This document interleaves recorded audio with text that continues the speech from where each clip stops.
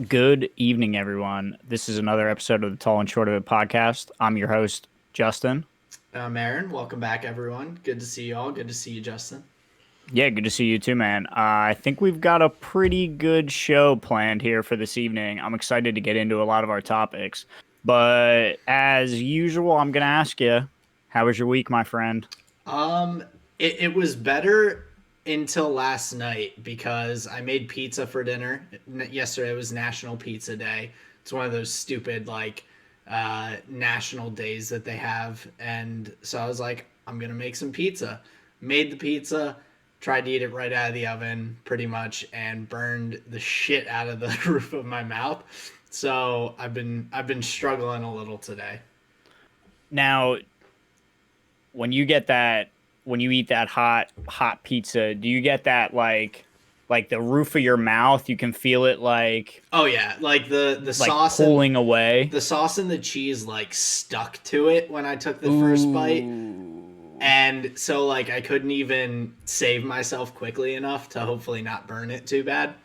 Damn. Um but yeah, it's not to that point yet where the roof of my mouth is starting to like heal. It just still kind of stings. So Damn. yeah, eating's not super exciting. Now, did you I'll ask you this, whose pizza recipe were you using? So it wasn't a homemade pizza. I was feeling lazy Ah, yesterday, so it was just a frozen pizza. So gotcha. Okay. as I was curious if you had seen Will Buxton's pizza video um where he talked about his like never fail pizza recipe. I did Um not. and just the times kind of coincided. I thought you might have seen that. It was a pretty entertaining video. No, I might have to check it out though. I like Will. He's a really well spoken guy, and I would love to hear his takes on pizza. Yeah, and dude, the recipe actually sounds amazing. And on top of that, for somebody who is as involved in motorsport and motorsport journalism as he is, his skill with a camera and being in front of a camera is actually quite impressive. Like all of his this week videos and the pizza video and the like Q&As, they're all like really well shot. The equipment he uses is like solid, stable, really good. So yeah, I guess that'd be a recommendation if you haven't seen many of his vids. No, I haven't. So I definitely will have to check that out. Yeah, it's pretty cool. But I'm sorry to hear you burnt. I'm sorry to hear you burnt the top of your mouth, man. It's okay. I mean, I will. I'll survive. I've done it before. I'll do it again. But another on a higher note, I guess for this week. Your boy scheduled a therapy appointment, so Hell yeah. I'm going back to therapy. It's fun. Nice. Yeah, Now, are you going to the office? Is it a Zoom call? it's gonna be all telemedicine, so Zoom calls and everything. But Okay, that's not bad. I had a consultation on Monday. That we were like talking about what I wanted to like work on and go through and everything. And the girl seems pretty solid overall. Now, is she a girl or is she a woman? Or is She's a she a woman. lady? She's I mean younger woman, not like Okay. yeah. She's a newly that's not the way I want to say it. She is recently acquired her like counseling and therapy like Gotcha. licenses Okay. and all. Are you So her first client? no, I'm not. Okay. That's But good. the discussion we had on the phone was solid, made me feel comfortable. I really lucked out with my therapist I went to down in Virginia. She was Right. like just hit it out of the park on everything, and it was just a very um not random, but like I didn't expect it to go that well. I feel like people when they first do something like that and it's like kind of outside their comfort zone, if you have a bad first impression with that kind of thing, it's very like hard to go back. So I Right. was fortunate to have a good one, so I'm more comfortable like seeking that out, even though I was super lazy and didn't do it for a Right. while. Well, So good. I'm glad that she made you feel comfortable. I'm glad it sounds like you found someone that's going to kind of meet meet your expectations and your like needs. I think that's good. Yeah, definitely. Fuck, man. I'm just glad you went and like seeked help. Yeah, I mean, That's great. I think more people should like seek out Sure. therapy and everything. And for me, it's just one of those things that I knew I needed, but I was just honestly being really. It's tough, like getting that ball rolling. Mm-hmm. Just like with anything that's like kind of emotionally taxing, I feel like getting the ball rolling's the hardest part. Um, Sure. but yeah, once I started like seeking it out and everything, it came together pretty quickly, and so yeah, I'm looking forward That's awesome. to doing that. So Well, and I have to say, it's tough to it's tough to want to focus on yourself, right? I know you are an empathetic individual who will often worry about others before himself. And so it's tough to finally like turn that focus inward a little bit, you know? yeah, definitely. Like I forget if I said it on the pod or if it was just when we were talking, but Mhm. like how I just don't like being the center of attention. So Right. bringing Right. that on myself is gonna be it'll be tough, but I think valuable overall. Good. So Good, yeah, good, good. Well, I'm really glad to hear it. That's awesome. yeah. But Nice. how's your week been? I will raise my glass to that. Cheers. My week has been pretty good. Truthfully, it's lighter than last week was as far as appointments. Okay. Um, had a pretty heavy one today, I'll tell you. We don't really have to get into that, but that was yeah, interesting. Good things on the horizon though. We have Friday an appointment with the contractor to set up the washer and dryer in the back area of the office. So we'll be Cool. able to do like laundry in house, not have to pay $1.50 per drying load. Obviously, like our electric and water is probably going to go up a little bit, but it's not going to be that incessant like use for quarters. Yeah, And super it'll be convenient ours. too. Like, yeah, you don't Yeah. have to worry about like someone else having it in use or like Right. lugging Right. stuff back and forth between the office and like other dryer washers, everything. Yeah, Like, it's literally it'll just like be a short little walk, which is awesome. yeah, Um, so we have the contractor is going to be like cutting holes and running lines for that on this Friday, and then they'll be delivered March 2nd. And that was a big shout out to my mother and father, who last year for Christmas that was their gift to us. It just took us a little while to get it moving and make sure we had the right setup and everything. So yeah, mom and dad, if you're listening, shout out to you guys. It's going to that's be a all. big help. That's awesome. Yeah, really, really looking forward to that. I can't really think of much else. It's been, yeah, like I said, pretty light week. Kaldheim box came in on Monday or on Tuesday, and Okay, bro, I don't think I've ever pulled a better box. Like I don't think I've ever really. had a better box opening. So was it just based on like the cards that you got out of it, or based on just like how much you like the set as a whole, or a little bit of both, or? I think a little bit of both. And what really I think set this apart was I had hit every card that during spoilers and the reveal, I hit every card that came up. I was like, ooh, I could use a copy of that. Ooh, that's pretty cool. Ooh, I like that card. And so we pulled those. We pulled that little subset of cards.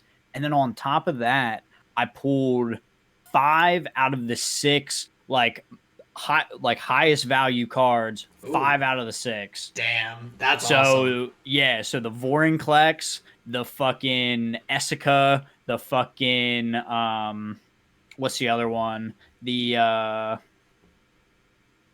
Goldspan Dragon, like those are like top 3 cards in the set. Orvar. So yeah, hit like the big money cards and then like all the shit that I wanted, which was just it doesn't often happen like that. Sometimes So you get like one of the good cards. So for the big money cards, then I'm assuming you're just keeping them all. I'm Oh assuming you have no yeah. interest in selling them, but like, No. what kind of values do you mean by like big money? Like $10 a card, 15? Like what? The top one right now, which is Vorinclex, he was like the face card on the set. Mm, Right now, let me just pull up the prices. I'm just going to Card Kingdom if anybody's curious. Going to let me sort by highest price. All right, so Vorinclex Monstrous Raider is going for $37.99, and it's currently out of stock. damn, And that's then pretty solid for one card. Because how much did yeah, the boxes cost? What, like 120? yeah, it was 109 plus like shipping and tax. So Okay, I paid yeah. 130 for it. So So that's like a third of the box. yeah, which is insane. So Vorinclex, Valky, the God of Lies, he's going for 35. I didn't pull one of him. Gotcha. Um, Ian pulled a copy of him though, which is it's a pretty cool card. Goldspan Dragon's going for 17. Essica is going for 15, and then the next one down, Coma, is going for 10. That's awesome.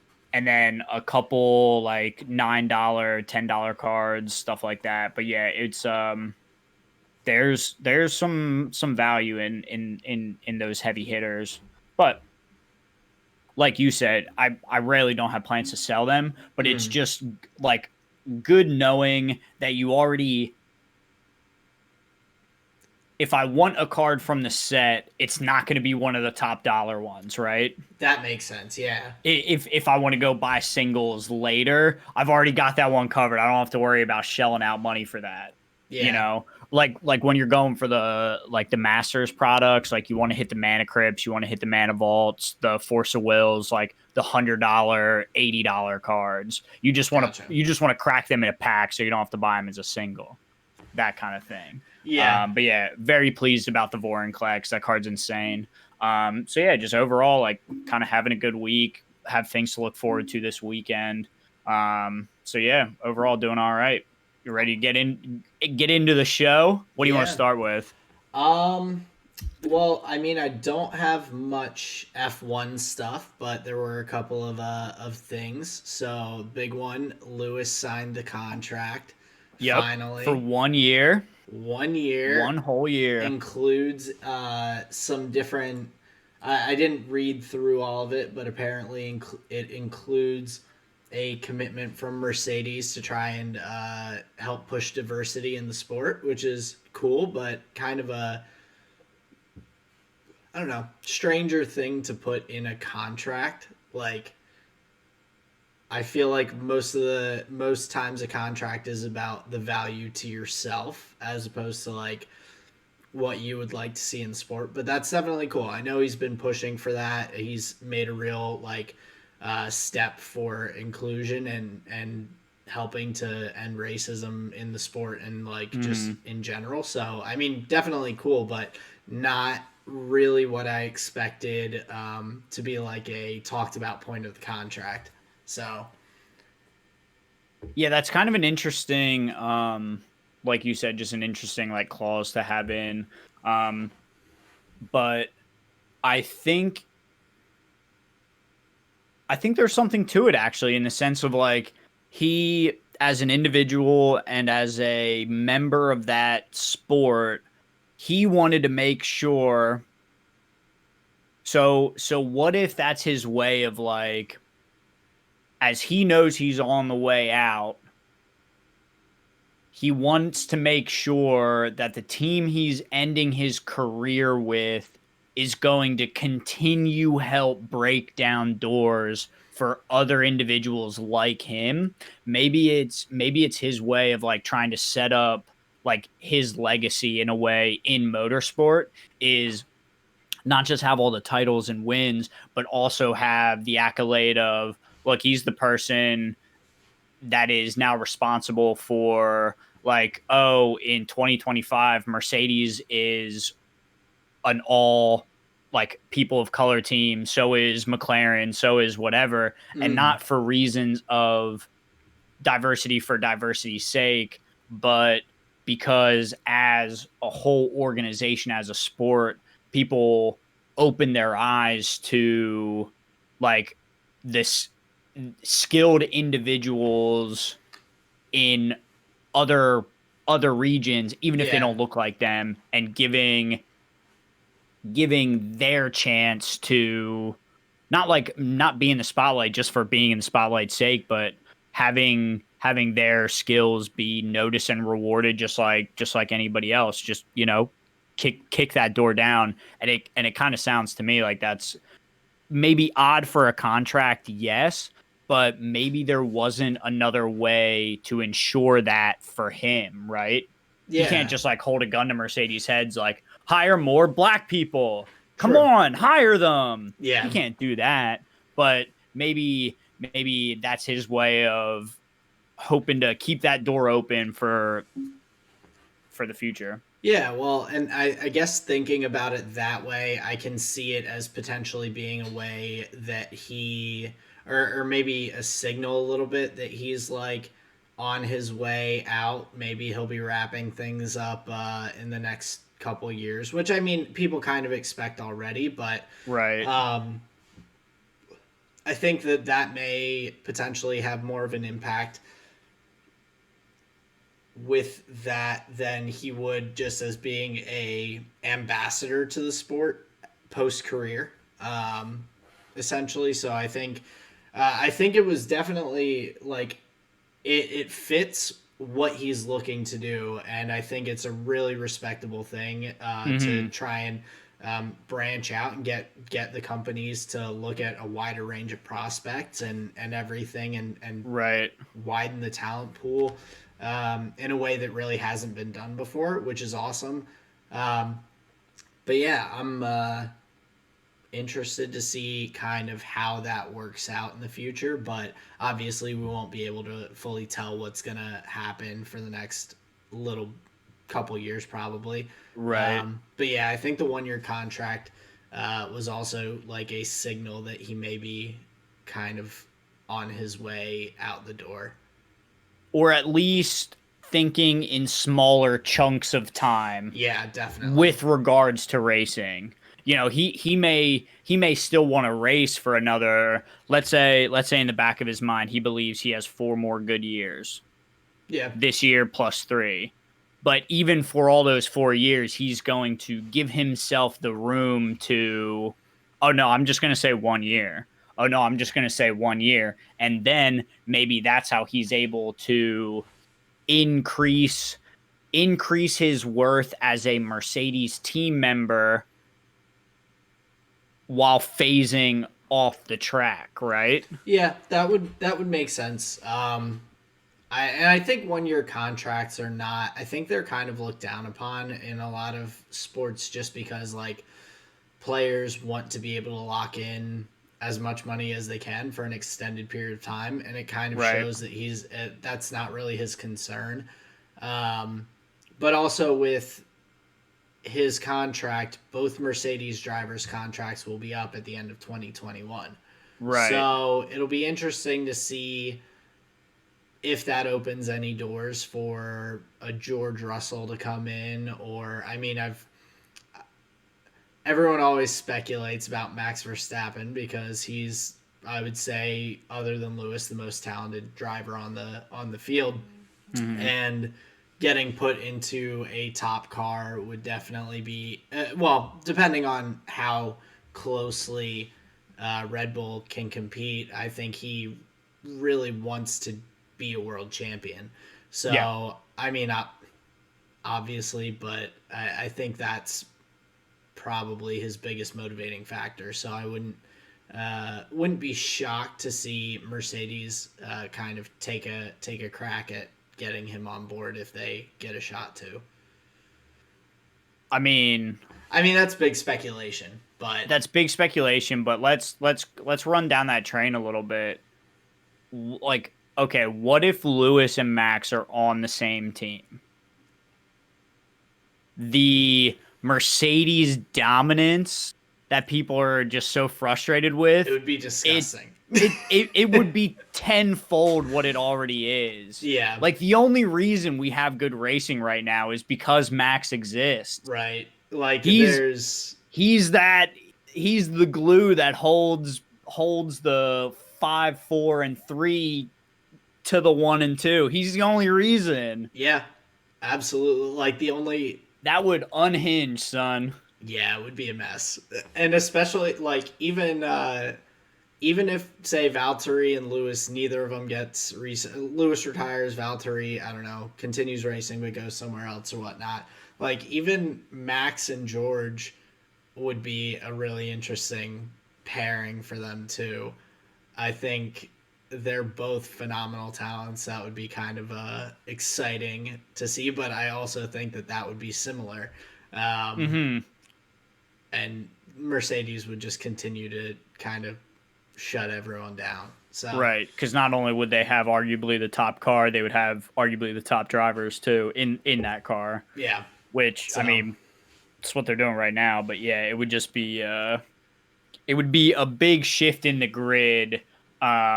Because talent wise, it seems like the grid is a bit top heavy right now. yeah, I would say so. Yeah. I definitely agree. So And I don't say that as a fan to like, shit on the sport. no, It's perfectly reasonable. it's just something that can a, happen. Yeah. I think like with any sport, you can see. I mean, the damn Super Bowl just happened. Tom Brady got another one, and Tom Brady was a huge part of the Patriots' success for the 6 Super Bowls he won there, and then he goes to Tampa Bay and wins another one. So like, sometimes teams can just stay at the top for a while, and not that the Tampa Bay Buccaneers were at the top for a while, but you do see certain teams kind of hang there for extended periods of time in a lot of sports. So it's not a knock to F1 for sure. So now the other element of this conversation that also happened recently is the announcement for the engine freeze yep. and the cost cap going into this year. Which there's like a bunch of exemptions and all sorts of stuff going on with it. But coming into the 2021 rule set, it seems like we may have, from an infrastructure point of view, it seems like we may have a bit of a narrowing of the grid just for the car perspective. Yeah, and I'm interested to see how that goes. Like the cost cap was supposed to reel that in a little bit. I still think that like Mercedes and some of the other teams that like Mercedes, Red Bull are probably going to stay at the top still, at least like right now, pretty solidly. Just because I think they got a jump ahead of everyone else, Mercedes especially. Mercedes stopped making improvements on their car for the last like 5 races of last season, so they could start focusing on the 2021 car. Right. So in that sense, I think they already have a leg up, and it's still going to be tough to close the gap, but it definitely eases the burden, especially on some of the teams that are not as like hugely financed as some of the other teams. So now speaking of you said like getting a leg up, did you see the rule change for the wind tunnel usage in 2021? I did not. What's going on with so that? They used to be allotted like 4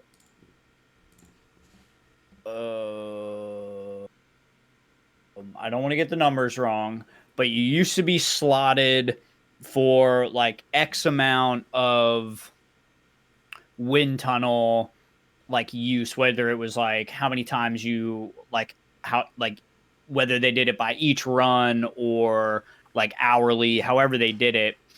And then teams could use a certain percentage of that wind tunnel time over the course of the season. But now they're swapping it to where the front of the grid at the end of the championship gets the least amount of wind tunnel time. Gotcha. And then lowest on the grid gets the most amount of wind tunnel time. That and makes there's sense. like percentages and numbers to dictate how that little curve happens and how many of their wind tunnel things they can use, whatever tunnel tokens. I don't know, but Tunnel tokens. but yeah, I think it's an interesting change. It's almost like they do that in draft, right? Where the last place team gets the first round draft pick. Yeah, exactly. It seems like that kind of element. I think it's a valuable thing to do, especially if they are like using some of these rules to try and close things up a little bit. I like that addition to the rules in terms of wind tunnel time and working on that arrow and everything, because that's the most important thing in the car. Like, if you're an engine buyer or an engine supplier, like the engines, I mean, teams are going to have a Mercedes engine, a Ferrari engine, a Honda engine, or is that what else? Renault, right? Renault, yeah.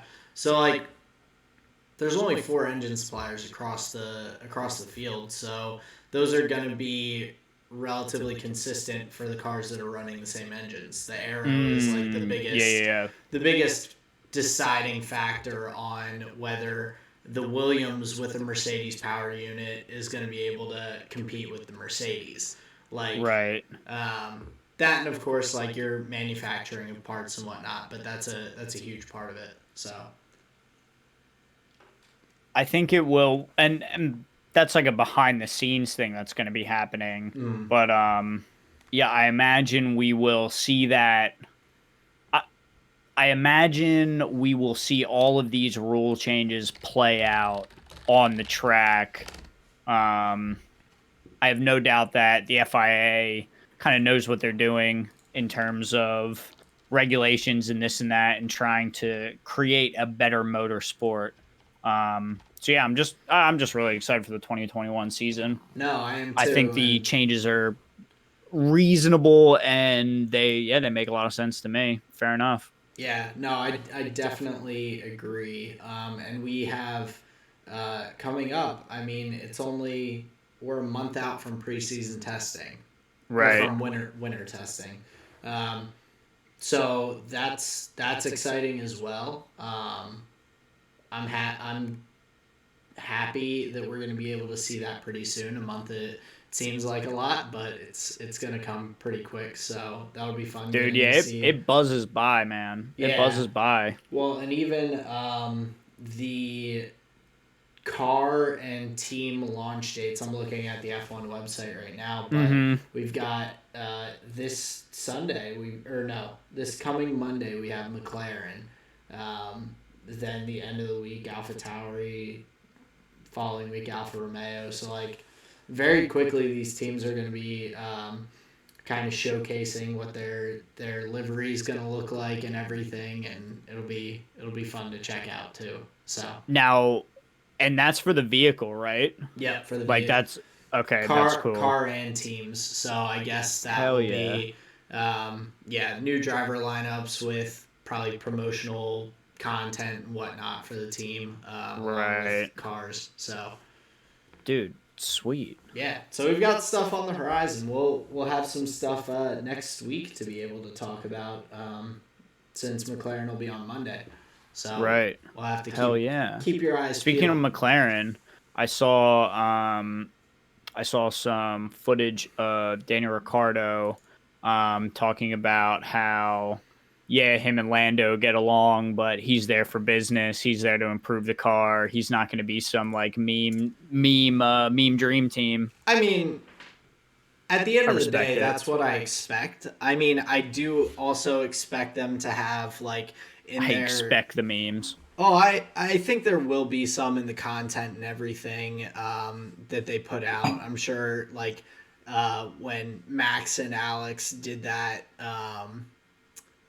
the questions in Oh, that I was forget so where it was. funny. It was really entertaining. They're like talking about favorite moments from the season, favorite foods, like all this random stuff. Yep. I think the content that is put out that's like that more relaxed content from McLaren will be entertaining, but at the same time, yeah, like we've mentioned on like here on the pod, your top competitor for any driver is your teammate. Like that is your Right. rival first and foremost. And so I expect Lando and Danny Ricks to go at it. I don't expect them to be like running each other off the road or being like crazy like that, but I expect them to be fighting for those points and Yeah, for working sure. like you want to get your points first and foremost. So that helps secure your bag in the future. Secure that bag. Yes, it Exactly. does. Well, and Lando is quite racy. I don't see him as somebody to just like, let Danny pass or whatever. He raced Carlos pretty hard. Yeah, and he performed really well. I think he'll be able to learn a good bit from Danny Ricks as they The go on last as of the late well, and breakers, dude. the last of the late breakers. I think it'll help develop Lando a little bit, Hmm. working with him and watching him. Because yeah, Danny Ricks is like huge on input on the car, like really knowledgeable about the feel and everything. He's driven in a number of different cars and has been able to perform well in them. And so I think Yeah. that brings a huge aspect of knowledge and helpfulness to the team. Like he did a lot for Renault to kind of bring them back up to uh, being a really competitive team in that midfield this past season. So Yeah, he he was consistently at the top, and I imagine he had a lot to do with that in um what would you call that, like R&D for the car, yeah. and helping them help like you said with how it should drive for him. um yeah. Yeah, I think he's super knowledgeable on that, and everything I've seen about him points to that and his willingness to give input and to try and get the car to be the best it can be. So I think Lando can learn a lot from watching him, but I think they're going to race pretty competitively. It'll be fun. So And they're gonna have that bright orange livery, which looks so good. I love the McLaren orange. yeah, the McLaren the orange and blue. It's I mean, we rated it super high on our We did. liveries. We So, did. Go check out that episode. yep. So I'm definitely excited to see that. Um, it's gonna be a fun season. I'm just itching to get back into it a bit Yeah, more. definitely. So Yeah, we're just like we're munching up any little F1 crumbs that we can and just like playing it up, yeah. like, oh, gotcha. Well, it's not because we're like. I mean, yeah, we want to have some content in the podcast, but like I think both of us are also just excited about the sport and everything. So Yeah, we're yeah, like, definitely. we are just grabbing at any crumb because it's like a tease to us too of what's going to be upcoming. So Yeah, definitely. Well, and then there's the element too of like, so we watched the what would it have been? We watched the 2018 season on the Netflix. Same with yep, the 2019 season. We came through halfway to the 2020 season, and I had gone back and I'd watched the races. Not it was probably a little. It was probably a little less than halfway, but yeah, it's going to be cool to be able to see a whole season play out live and not have to like go back and like rewatch VODs that already happened. yeah, no, You definitely know? you'll be able to follow along and be like, I remember this, I remember. And I just actually pulled it up, but Drive to Survive season 3, um, it's I think it said February for the release. Hell yeah. So I'm scrolling through.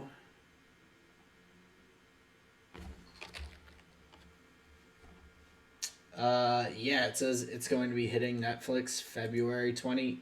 No, that's season 2. No. Not sure when it's coming out. Season 2 came out in February, so I'm hoping. Gotcha. I think that's what I saw when I googled it. But hopefully, we will get a new season of Drive to Survive in the near future. I would love that. So Yeah, that'd be a great way to prime for the new season, is get like a nice refresher what all happened and come in fresh with all the yeah, well, and be like you're jumping right back into it. this says it's expected between January and March 2021, and it says Oh, cool. according to Lando Norris, the new season is set to drop March 2021. So Oh, sweet. either way, within the next like month and a half, we should have a new Drive to Survive. So Right. And before we know it, we're gonna be dripping out of our ears with F1 content. yeah, I'm excited. It'll be Me fun. too. Me too. But speaking of other content, we had our first week of LCS matches for North American LCS. First impressions. What'd you think? So there was one thing that really stuck out to me, and I can't tell if it's because there are a few factors that I think play into it. And so one thing that stuck out to me specifically was I don't feel like there are very many hype players or hyped up players like they seem to have been in previous years. And not to say that there aren't like stars. Like, I mean, you've got Perks, you've got like a lot of like Sven Skaren, Blabber, Power of Evil. Like, you've got big names, but watching the games, the excitement that I feel like you have when you're like watching a game with the Shy and he's popping off and they're like, the Shy is going to dominate the top lane match. Like, everything seems a little bit toned down, and I can't figure out if it's because like I feel like one of the most important things in this meta right now is the team fighting and team cohesion and jungling. And like there's not as much 1v1 kind of stuff that's really making the biggest difference in the game. Like, right. In general, the biggest difference makers are those team fights, the team comps, cohesion, all those things. I couldn't tell if it was that. There's also some newer casters for NALCS, and for me right now, Captain Flowers is the only one that really gets me like super hyped up. Like, watching Captain Flowers and Azael cast together like got me excited, because Azael is super knowledgeable, super like he's got that great analytical, and Captain Flowers has just in my opinion the best play-by-play of any of the LCS casters. So I can't tell if it's because of like the meta, or if it's because of like the casters, or if it's because I don't play the game as like really anymore and I'm solely watching it and following it in that sense. Like, I'm not sure why I don't feel like there are these crazy hype matchups like previously. Could also be from people like Bjergsen and Doublelift retiring. Some of those storylines and things like that have gone away, and you have to develop new ones. So I'm like, I don't know. Like, that was a big part of my first impression of this season. So Interesting. Okay. My question is, or here's just a thought. So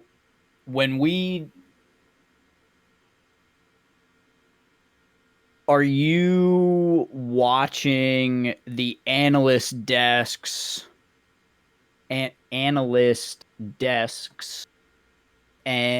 the like pre and post stuff Or are you looking at pick and ban and then going right into the match and then just like and then listening to the cast? For the most part, starting at pick and ban, going through the cast, but I've watched Same. some analyst desk stuff, but Okay. even previously, the analyst desk, like, I mean, they helped with storylines, but I feel like those, like, there were certain points and excitement that you were already like excited for just like knowing that a certain match was coming up.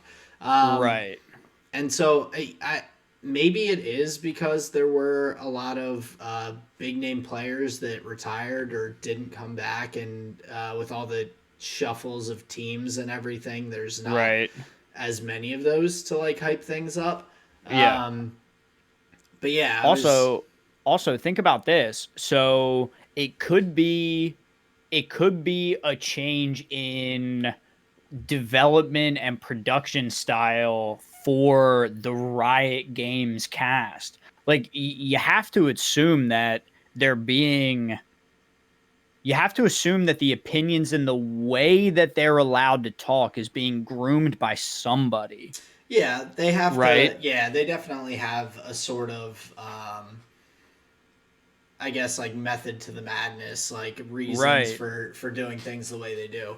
Like they're Um, never gonna let Perks get up on an analyst desk and be like, yeah, Palafox who? Like, what the fuck is this league? These kids are trash. Like, give me something that's actual competition. And what if that wasn't Perks like being braggadocious or being an asshole or doing it to be inflammatory? Like, what if that was just actually him and his opinion, yeah, right?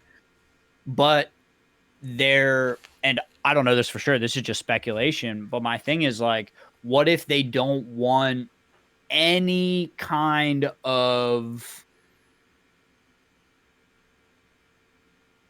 like personal opinion okay, or preference bias, right? And if you're painting a storyline, you may be more involved with one side of it than the other. Like, that's fair. remember TSM Jat, Yeah, that's true. right? Like that was a thing. We all knew. We all knew when Jat was casting a game, he was going to be telling the TSM story and not liquids, not CLGs. He was always casting the TSM game. Yeah, that's true. Um, So, with things like that in the past, are they moving to a straight down the middle cast? that might be, and if they are, like, that's awesome, and I think it's good for the whole of the league, just in terms of like getting more um, of a spotlight on teams and players that may not have previously gotten that. So I definitely think that's beneficial if that's the case and that's why they're doing it. But I mean, I do also enjoy those hype pieces. And like Definitely. I think mid season, when the mid season tournament before MSI comes around for LCS, like I Hmm. expect some shit talking videos and like and content before the matchups. Like I want Right. that. Right. I want Unfortunately, though, I think the more ESPN one is tracking what happens in League of Legends and CS:GO, that like I think that goes away. That like Xbox Live, no, I'm gonna get your mama, you well, know. and I think that's, in my opinion, I understand that they're trying to get the game out to a broader spectrum of people and everything, but Yeah, I follow the it's same worse all for it. I agree. I follow the same logic that Monty and Thorin have about it. It's like they could have set themselves apart by being like inflammatory, exciting, like really like out there putting on a great broadcast and stuff, like swearing on broadcast. Not like to an outrageous extent, but like the thought that casters, if they accidentally swore on a broadcast, it was like, oh my gosh, oh no, like Right. that bugs me. Like I think it's exciting, it's fun, it's like it should be loose. It shouldn't be so like tailored. Okay. In my Sure. opinion, and obviously, I'm sure other like clearly Riot and other people have a differing opinion from me, but I think that's a Right. much more fun way to get people involved. It's more exciting, and just you separate yourselves by being different instead of by trying to mimic like the proven method for other Right. styles of or other sports, other competitive leagues. Um, so No, I think that's a fine. I think that would be fine if it was geared towards an older audience. Like if it was only me and you watching and everybody else in our age group, sure, I think they could throw an F word around. But what age did we meet Pop Tart at? he was what, like 10? And those kids play and watch the matches too, No, so he they was. He have wasn't that to young. He they was like have to 13, assume that they're 14, being but role models for kids. yeah, that's true. You know, that's a good point. And I mean, I just don't think.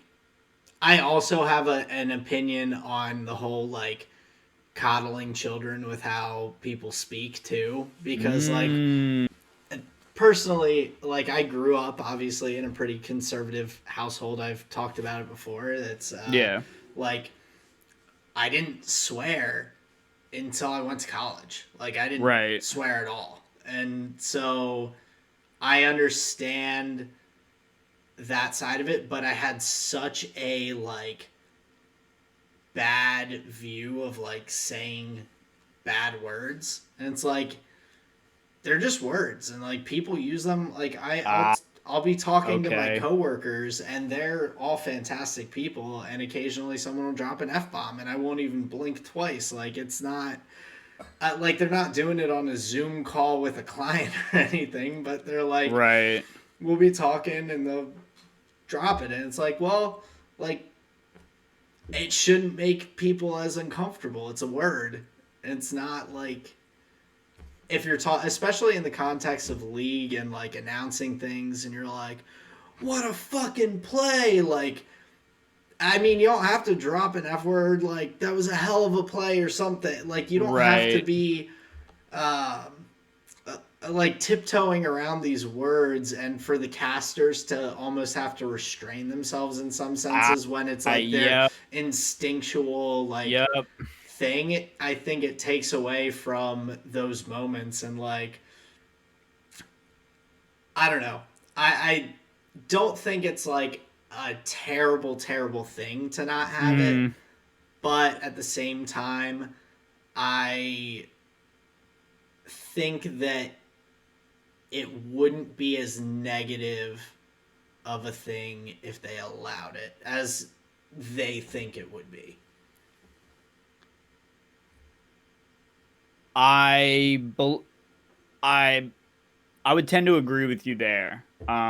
You're right. I don't think it would be I don't think it would turn a college bound kid into a ne'er do well, Hey, with just one shit. have two broadcasts. Have like Captain Flowers and Azale on one, and have Freak telling his puns on the other.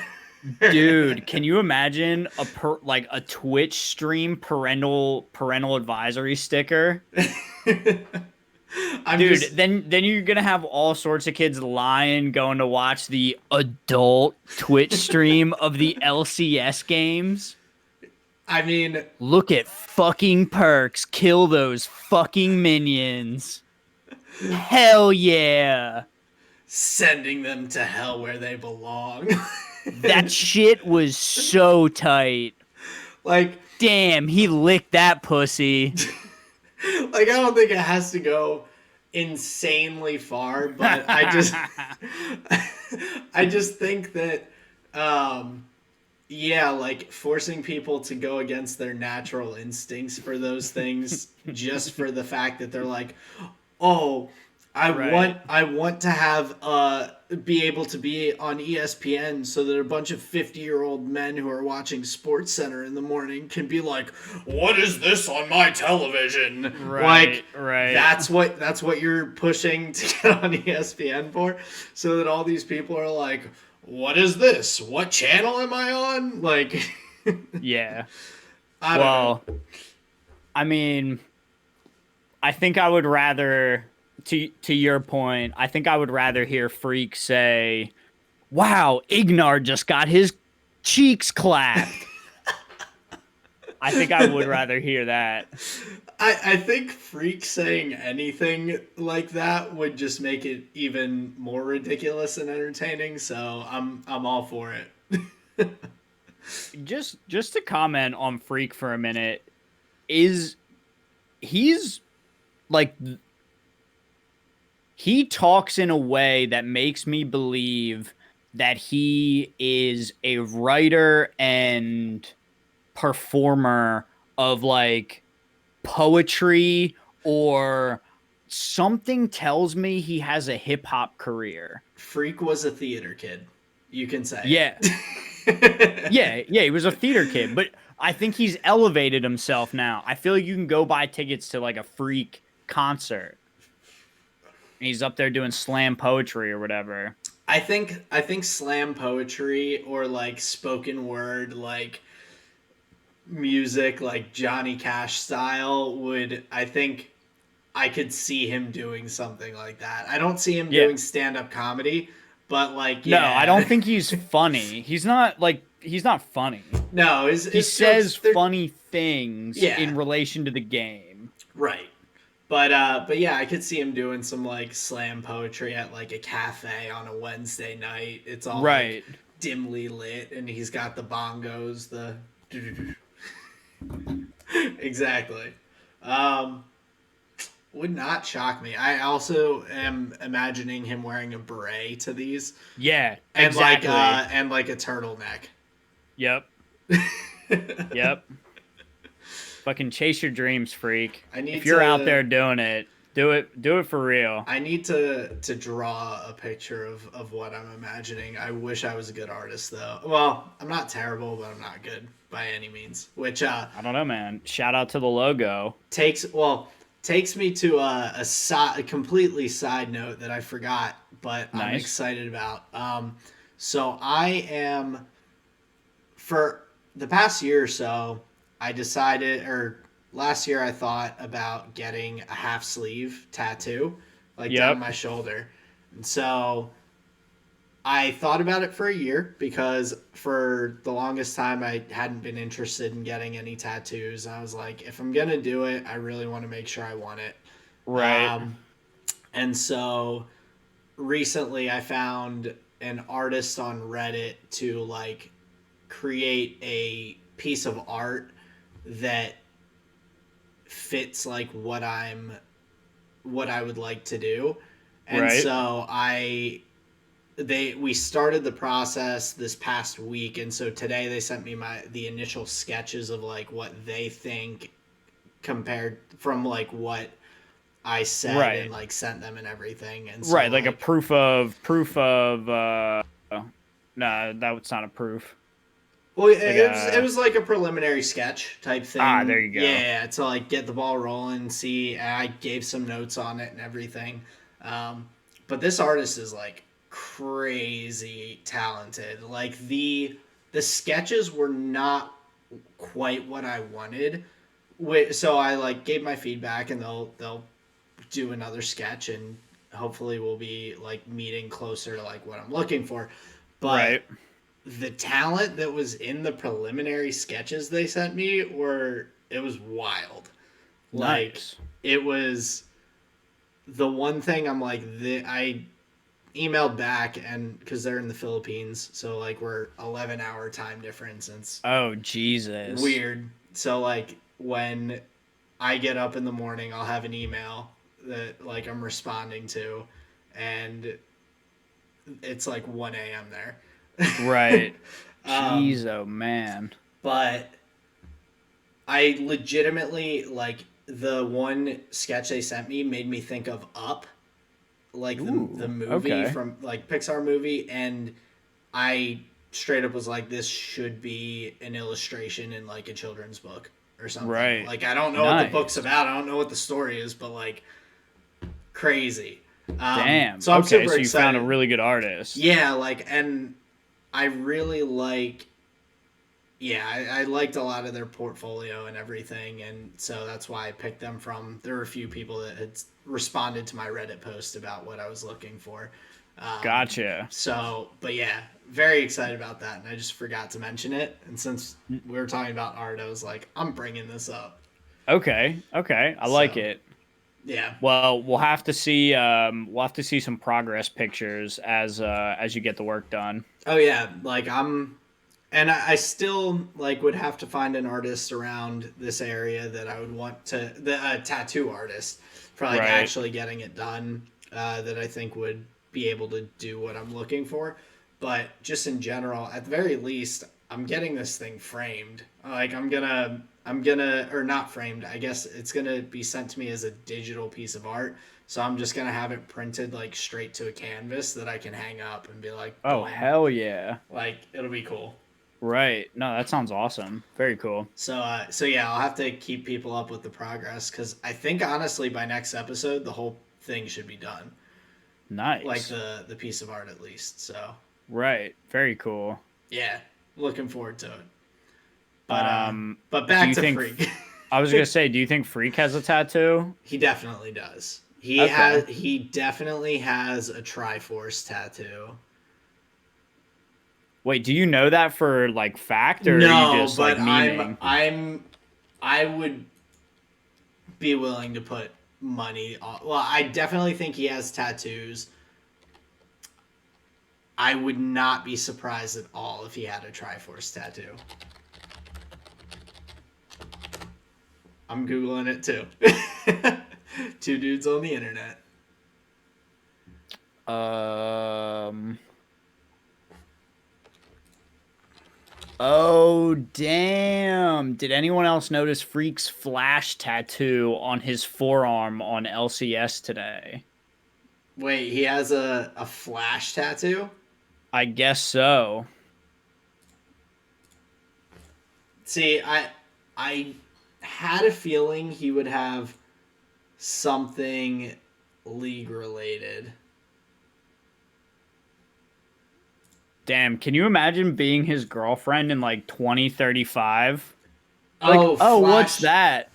not league related. To clarify, not Flash the ability, but Flash the Ah, comic like it book happened DC. quickly. No, DC Marvel not Marvel. DC like the Oh, the Flash like superhero. superhero. Yeah, I understand. it's Okay. the I just found a picture of it. It's the like his symbol that's on his chest, like the Hell yeah, the lightning lightning bolt with the bolt. white circle, and yeah. Okay. So That's cool. so he at least has one tattoo.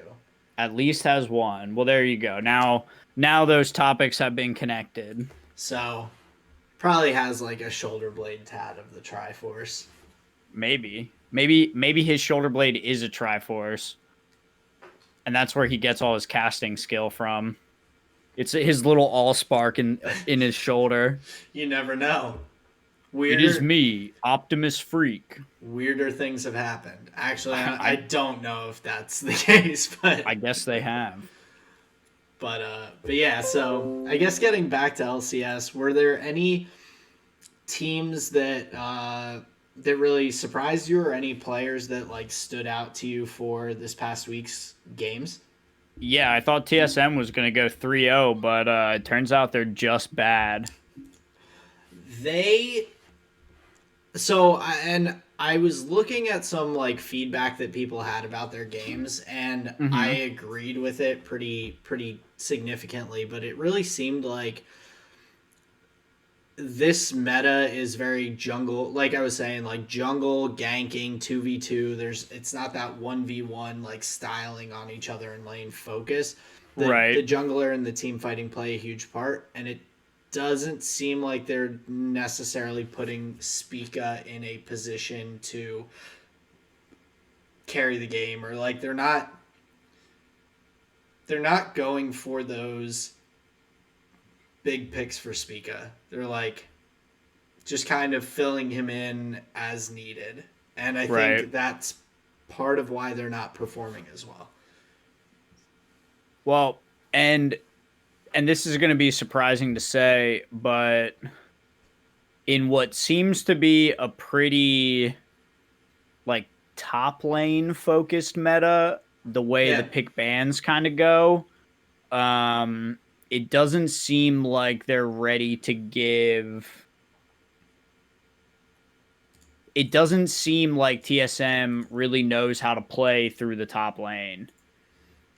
I would agree with that. And like I think it's a little bit of an indictment on the fact that they signed Hooney. Like they had the potential to get Licorice. Licorice is playing like the general meta champions and everything, and then you've got Hooney who's like, I mean, he's good on like other champions like the Gangplank and things like that, but they're not necessarily like the go-to top lane picks right Right, now. and especially games are ending like 25-30 minutes. That's not where you want a Gangplank to be. He doesn't like Yeah, spike mid game. exactly. And You so want him hitting late game barrels. yeah, I think that that's a big part of that. But yeah, I agree. I was definitely a little bit surprised to see them not coming out as hot as they did in the tournament to start the season. I expected Right. a little more fire. Like even the game they won against CLG like was very close for a long time with a CLG lead. Like they Right. clawed their way back through that game to get that win.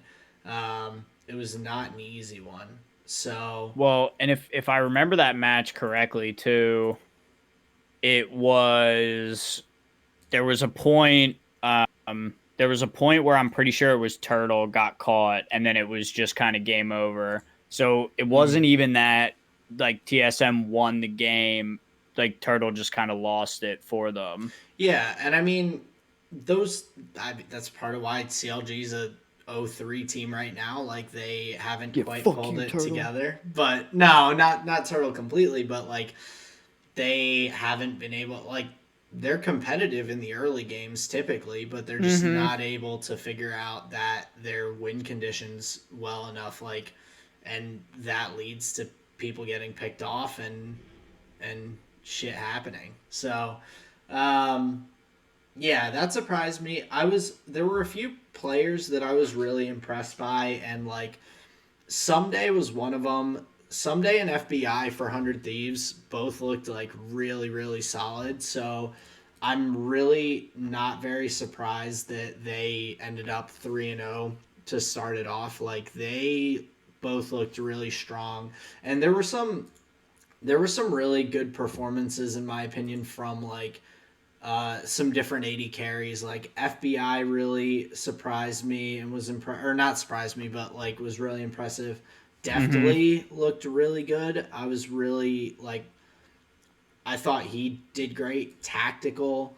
Um, and then I'm trying to think if there was anyone else that caught my eye. I think they were the main ones, but those three, like they were really holding their own in every matchup and performing really well. And like obviously being a C9 fan, Sven played fine. Like he did what he needed to do, but he wasn't like necessarily popping off or doing anything crazy. He just did what he needed to do, and Cloud9 was getting their wins.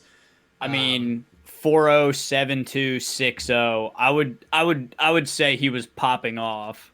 Yeah, to some extent, I guess, but like for instance, the last game of this week, like the 100 Thieves Dignitas game, like 100 Thieves was had a crazy lead in that game Mm-hmm. early. Like it was like 4,000 gold by like 15 minutes or something like that, and FBI was like 7-0 and 6 or something ridiculous in a 25-minute game. Right. Um, like I guess Sven is more of like he's just like low key doing his thing, like vibe, and he's not dying a lot, but that's how he plays. Like he Right. last year, same kind of thing for the first I don't know, 3-4 games of the season he hadn't died a single time, and they were like talking about if he was gonna go, like how long he was gonna go, and how high his KDA was gonna get without him Right. dying. And even though he's performed really well and I'm happy with it, like it wasn't anything that I was like, he's making these crazy plays, he's deleting people. Cloud9 seems to have a pretty solid just like team effort, Oh yeah. except Blabber. Blabber's just like nuts. He just has been performing extremely well. Yeah, I think he's one of like the top performing players in the league right now. I would say so. Like if I'm looking at potential, like, and obviously it's the first week. This is way too early to be saying this, but looking at potential MVP people, like I would say Blabber someday. Trying to think if there was anyone else that stood out super super hard for me. Those are probably my top two, honestly. I don't think there's anyone else that is quite meeting that high of a level. There are definitely some really solid players that have been performing well, but those two are like standouts for me. Okay. So, As if the season or if their performance continues in the way that it has been, you could see them being voted for MVP. definitely. Fair enough. Okay. Yeah. A couple of other, well, and like one of the other games that I was excited to watch but didn't quite go as I expected was the EG FlyQuest series or match, because I wanted to see the Licorice Impact matchup outside of C9 Liquid, because they had a number of clashes being on Cloud9 and Liquid last year and the year before and everything, like Licorice replacing Impact and Impact like going to Liquid and all this stuff.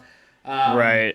I was a little sad to see Licorice kind of get bodied. Like Impact he's looked got solid. Styled on. Impact like on the Shen looked so damn good. Yeah, he did. And yeah, I mean, he did. He's been playing Shen for like a decade now, but still. Right. Like, Well, I wanted to see a little more, I don't know, like parody, I guess. But he did style on him pretty hard. The early kill for the first blood, the patience with which he carried that whole exchange out was just like it really set the tone for the rest of the game. Yeah. Just that flash forward auto attack after the clean fucking draw through with the Shen, I guess that's the Shen Q. Yep. It was pretty good. It was clean as hell. It was clean as hell. He got that extra with the grass proc, the took like a quarter of his health. Yeah, it was so good.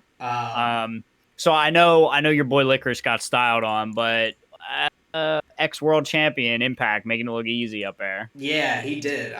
And like it just kind of is what it is. Like he played. Impact came out like ready to play and just went ham. I was like, all right, that's good on him. The Hecarim and the LeBlanc in that game, Jizuke and Sven. I was very impressed with the Hecarim play, and then Jizuke on LeBlanc was actually pretty nasty. That was one other person I did want to bring up was Jizuke. Because he had kind of fallen off when he had come to NA and like he got subbed out for a little bit and everything this past year.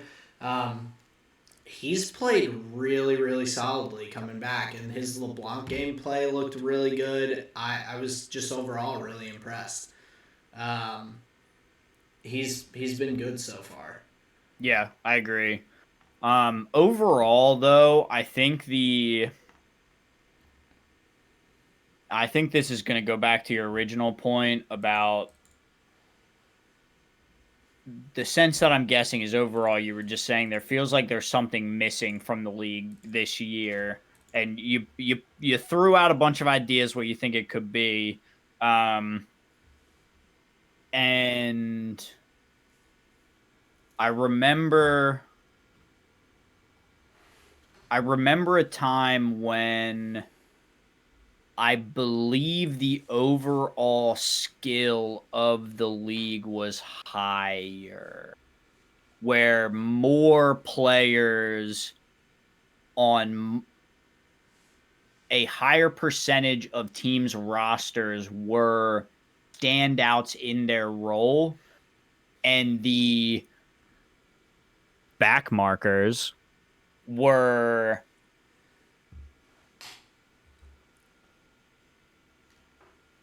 a there were a smaller number of back markers, but a long list of players you could look at and be like, he's got this going for him, he did this, he's got that going for him. Like people that you would say are in like elo hell, like they're stuck on like a great player stuck on a bad team. Right. It's just, I agree. I feel like it's not quite the case anymore. There are some studded rosters out there, and there are some ones that are, and this season especially, there are some teams that have gone like the primarily rookie or like not as popular talent route, like say for instance Golden Guardians. You've got a Blaze Olive who was an academy mid laner for a couple years, Niles in the top lane, Iconic in the jungle, and then Stixay and is it Newbies their support or Chime? Newbie was playing this weekend. Yeah. But even the like Stixay, their veteran player, like he's not a fucking double lift. No, he's you know what I mean? He's not going to carry that team from the bottom. He's that consistent like he's a flat line. Like he's not going to have these dips in performance or the like his highs and lows, his peaks and valleys are very small. Like he's a solid player and he's consistent, but he's not going to be that pop off like you're saying. He's not that like crazy outplay going and making a faker. What was you don't hear Stick say? What was that? Right. And no shade on him, but like that's just not his play style. That's not who he is. Unlike fucking Power of Evil in that CLG game when he was playing Azir, dude, over and over and over again he was going for it. Like that's a playmaking player. Yeah. Right? Especially on a champion like that too. Like yeah, where the mechanics aren't that easy, it's a bit clunky. Yeah. Yeah, so that is a pretty like stark difference in playstyle, and I think there's raw skill level too, you know? I would say so. But yeah, overall, not the best week of games I've ever seen out of the NALCS, but then again, we are in the NALCS. Well, that's also the first week of it. Like, right. I think there's some good games that I think we'll have this coming week. I think at least competitive games. Like on Friday, we've got EG Cloud9. That'll be a pretty solid one. Both teams are performing well. EG's 2-1, I think. C9's 3-0. That should be good. I expect TSM Golden Guardians to be decent because Golden Guardians, I think, has so far outperformed what I expected of their roster. And TSM has kind of underperformed what I expected of them. So I think that may make that pretty competitive. Cloud 900 Thieves, we've got that on Saturday. That's the two unbeaten teams right now matching up.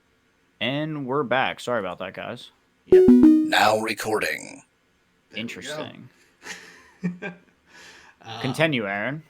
But yeah, I think, like I was saying, there's some good matchups. We've got 100 Thieves, Cloud9, the two unbeaten teams that are going to be going at it. Yeah, I think we've got a decent docket of games for this coming week, and I'm hoping for some good competitive ones coming up. So maybe we'll get a little more excitement out of this week than we did for the first week. We'll need Captain Flowers to cast for every game then. Yeah. But dude, yeah, speaking of that, like pastry time and fucking crumbs, like no energy at all. Yeah. Like No energy at all. they're both knowledgeable and everything, but yeah, You kind of like, don't care about knowledge, you know. You just want a good cast. Crumbs is a solid analyst. Pastry Time's decent play by play, but like it's not. Neither one of them are hype. Like you need, I think you need a different grouping. Right. Like you Yeah, can throw it's two like downbeats. You can throw Crumbs with Captain Flowers, or you can throw like Pastry Time with Azale. Like, right. They may not have as good chemistry, but at least they'll kind of bring each other's levels up a little bit, I think. Yeah. Yeah. I mean, like I said, we can't all be freaking Kobe, you know? True. Freaking Kobe are fun sometimes, though. Dude, I love Kobe. He's probably my favorite caster. Kobe's awesome. Like, Captain Flowers is definitely my favorite, but Kobe's good. Kobe's a good guy. But yeah, I think some good games coming up, and like you were saying, I imagine as we get deeper into the season, we'll get maybe a clearer picture of who's who and what's what. I know, and this may be peeling the curtain back a little bit for the fans of the show, but we're kind of having to relearn like competitive league a little bit.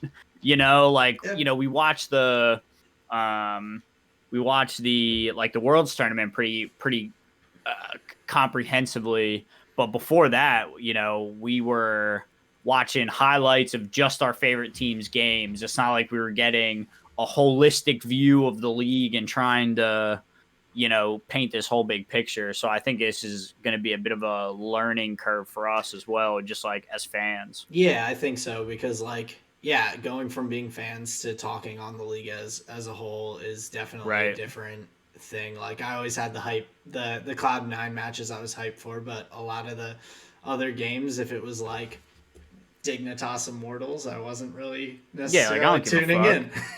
But I'm trying to do a better job of doing that now, so that we can be well informed. So. And to anybody listening and anybody who's a fan of the show here, if we're critical of your team, sorry. We have a lot of topics, a lot of things to get to, and I think the funny take is often the best take. So. Oh, definitely. Right. No hate intended, but sometimes we're gonna make fun of stuff. Yeah. Cloud9 all the way. Everything else is trash. That's my thought process, at least. So. That's mine too now. Especially when Perks made that Azir play that was the LCS Twitter play of the week from the official LCS Twitter. The Red Bull Baron play. Yeah, and the Bud Light Ace. Dude, they sound so corny saying that shit. Yeah. It sounds really bad. It takes away from like the hype of the play when they're like, and so like, oh, and they get the ace and they're pushing for the game ending play, like, right. And there's the Bud Light Ace, like, yeah, get a cold one today. Now back to the game. It's just like, all right, makes me cringe just a little bit. So bring back the grassroots, man. Yeah. We don't want your big business here, man. Yeah, get out of here. I don't want the State Farm analyst desk. Yeah, the State Farm analyst desk. Jesus. No, I mean, I'm glad that they're getting sponsors in, because I think that'll be good for the league as a whole for like long term. Right. And the companies that they have, like Honda, Red Bull, they're involved in F1. Yeah. Big business. It is. So I can't blame them, but I agree. It takes away a little bit of the excitement when they're saying these like scripted like. Yeah. The Red Bull Baron play. That's where it's at, though.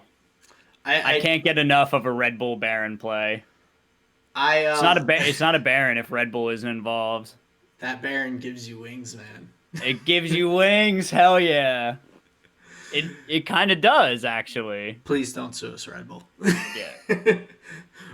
I love your Formula One team. Me too. Friend of the show, Red Bull Racing. Exactly. Dude, these pants are covered in Sarah's hair.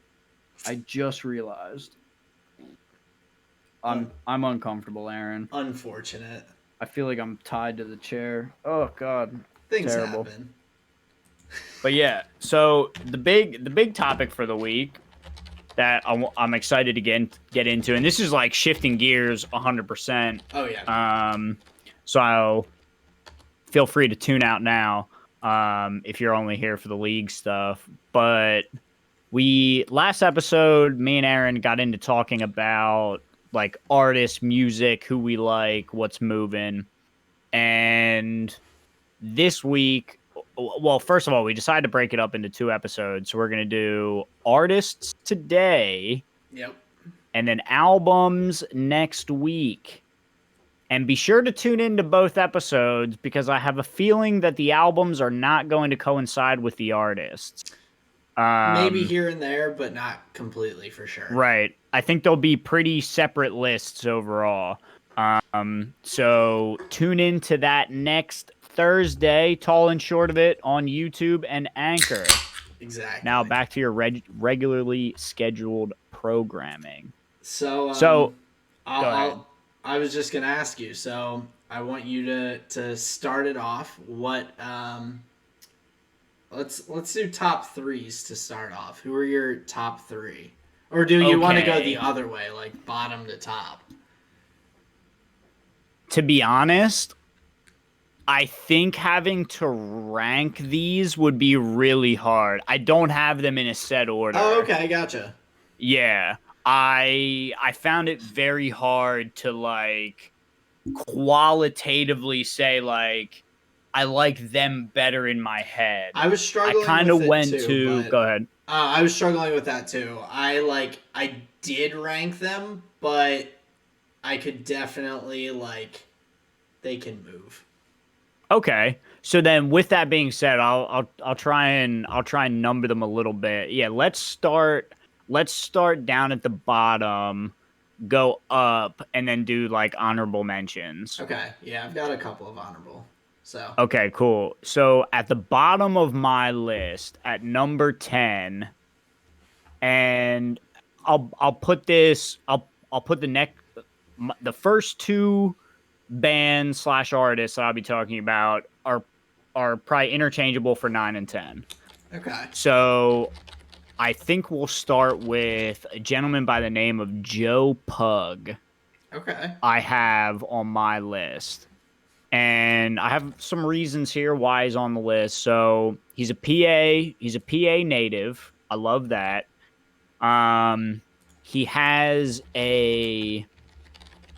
He sings and writes with a very folky soul. Okay. And that really comes across in the songwriting. And his concepts for some of his songs feel like there's something there that he was contending with for a long time. None of his songs feel like they were written in 5 minutes. They all feel like a total labor. Okay.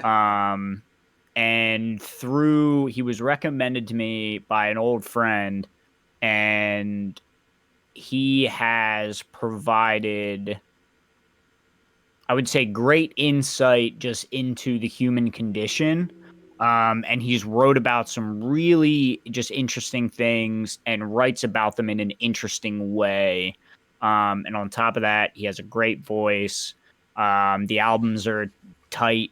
So I would say my number 10 is PA folk singer Joe Pug. Okay, cool.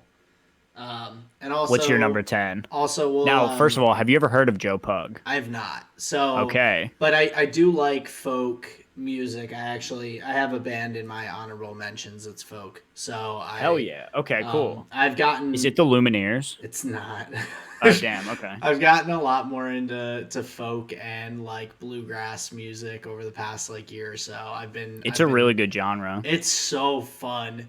There are some really, Mm-hmm. really talented artists that I like, and a couple that I don't have on my honorable mentions, but I do really enjoy. So, um, but I actually have Stormzy as my number 10, which is Really? yeah, which is a little bit off of a different path than PA folk music, which is Right.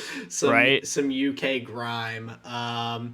And so when you turned me on to him and listening to his stuff, especially the Gang Signs and Prayer album was like Fucking incredible. it's such a beautiful album, and like he ties together gospel and this grime rap music so well.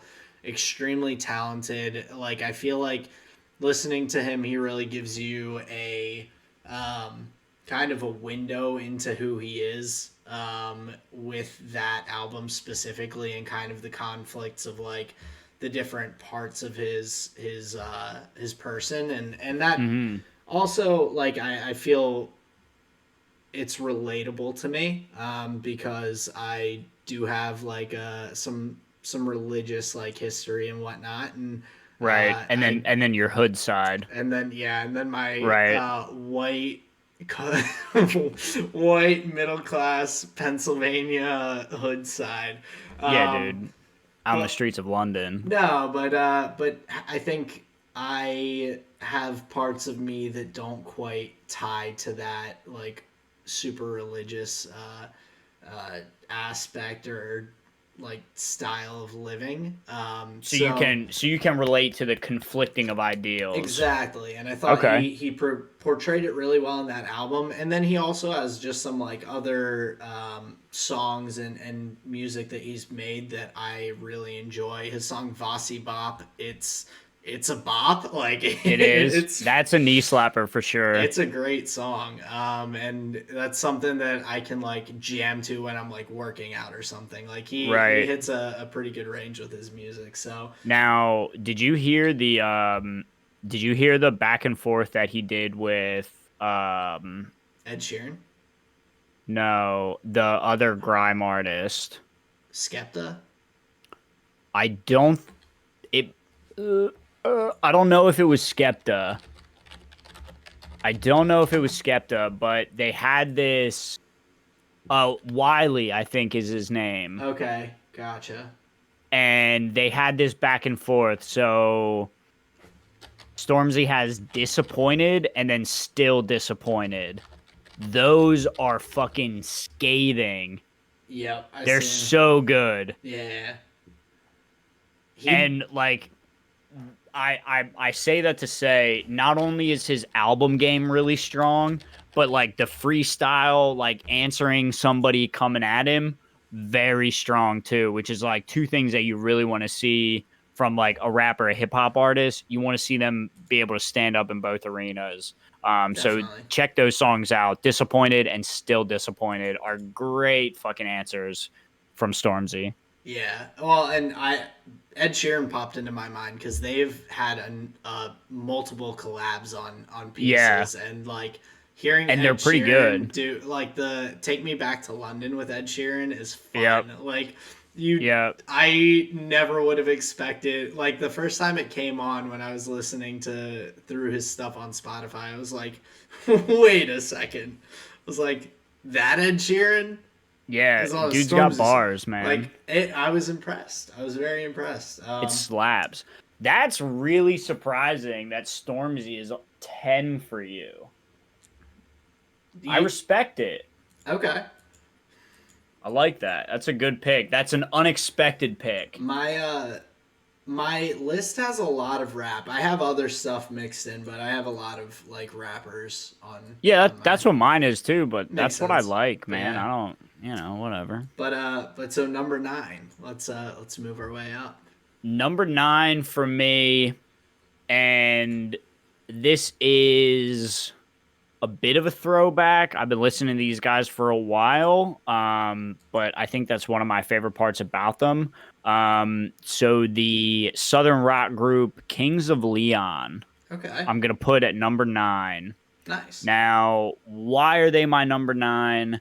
They're my number 9 because I feel like every album that they've released has been a mechanical improvement. Like you can tell they are better at their craft. And also, each body of work has its own little sound. It feels like its own little sonic package, right? So you look at I can only see them as album covers. I can't think of like the album names. Um the the album that is the exploding light bulb on a black cover, that has a more like stompy rock Because of the heavy. times. Thank you. I pulled it up. That's all right. I appreciate that. Has like a very stompy rock feel, and then the white album with the red paint on it. Only by the Um, night. Yep. That has this like summery night in the city, sexy, like you're with a girl road tripping, like warm nights, like that kind of vibe. Okay. And then you have the one that's the beach album cover, Come around sundown. Come Around Sundown, thank you. That it's this total like beach vibe. You feel like you're like bouncing a beach ball with your friends. So every album, it has its own different sonic feel to it. They are constantly improving their skills. The songwriting's amazing. I love the singer's voice and the adaptiveness of their style. They never release the same album twice. And I love that so much. And they've just been just a great band to have in my ear, man. I feel like they bring you the things that you can rock to, get a little loud on, and then they have the good like mellow songs, great songwriting. So I think for someone like you who like listens on mood, Yeah. they have a lot of different moods. Well, and I've heard some of their stuff, but I definitely will check out more. Um, so, and by the way, we should definitely put these lists somewhere, like in the YouTube description or like different stuff. So, Sure. just at least like artist names so people can look them up individually if Yeah, they'd like. So, because even though I'm thinking of them as like staples, there's a chance that these are artists that our listeners haven't explored, haven't heard of. yeah. Well, and Um, also like if you wrap up the episode, you can still pull that stuff. You don't have to like jot it down as you're listening through. You can still like remember where or who right. all's in our list and everything. I think it might That be makes sense. helpful. So Yeah. so we can Oh, we can throw that in. yeah, that makes sense. But yeah, so that's my number 9, Kings of Leon. Who's your number 9? So my number 9 is J. Cole. Okay. And so getting into that kind of style of rap that I really enjoy, especially like in terms of creating very complete albums, especially like and also like storytelling albums I really enjoy. So going through and having like 2014 Forest Hills Drive and like talking about his life growing up and like kind of becoming a man and everything. It's like really well put together. I really enjoy his sound, his lyricism, and he's got a solid flow with his voice too. It's he kind of puts a lot of those pieces together, ticks a lot of the check boxes and everything. And so yeah, I enjoy J. Cole a lot. He's not like in my list of like workout music typically, or Right. It anything tends like to be a little super. slower. Yeah, a little slower, but it's something I can like vibe to. It's uh a lot of the artists I listen to or have highly like rated in my mind are things that I've like been able to put on a long car ride and just like go through and listen to an album. I enjoy doing like if anytime I'm going on a longer car ride by myself, that's typically what I do. I don't just listen to like shuffle of my Right, music. I right. like put on certain things and like to listen to stuff like that. So Okay. What's he's a your solid go-to one. J. Cole album? Um, it's probably 2014 Forest Hills Drive. I have Nice. gone back to like Born Sinner, which is Fucking love that solid. album. It's a really good album. But I would say that's probably the most frequent one that I go back to. Okay. So I respect it. J. Cole is a great pick. I'm a big fan of his music as well. yeah. So Nice. so moving up to number 8. What's your number 8? My number 8 is Do a back to back. Bring Me the Horizon. So Okay. some punk rock, some heavier kind of music. Um, I so like when I first started getting into music that was non-religious, my roommate and really good friend Shane put me on to some pop, primarily pop punk. That's like his favorite style of music, I would say. Okay. And so going through that and everything, I went down some YouTube rabbit holes, found Bring Me the Horizon, and they like I went through my emo phase a little later in life, like early college, as opposed to like mid teenage years. Right. Right. And in my freshman year of college, they came out with the album Sempiternal, which is like pretty heavy, and I love it. I got to see them at Warp Tour that summer. Oh, hell Like yeah. crowd surfed, whole nine. Nice. It was awesome, and they came out with an album a couple years later. That's the Spirit, which is also very good. Okay. So that is I've got some memories tied to them, I guess, a little bit, which definitely helps them on my list. But Oh, dude, if you dip anything in nostalgia, it tastes so it good. does, and like Oh, yeah. that's something music like them and some other artists similar are depending on like how I'm feeling. A lot of times when I'm working out, I'll throw on like some heavier stuff, so that's like Nice. something Nice. I can just like jam to and go a little crazy on. Hell yeah. Okay. Bring Me the Horizon. It's not the first time I'm hearing that band name. That's always been a bit heavy for me, but nice. Okay. Yeah. So how about you for your number 8?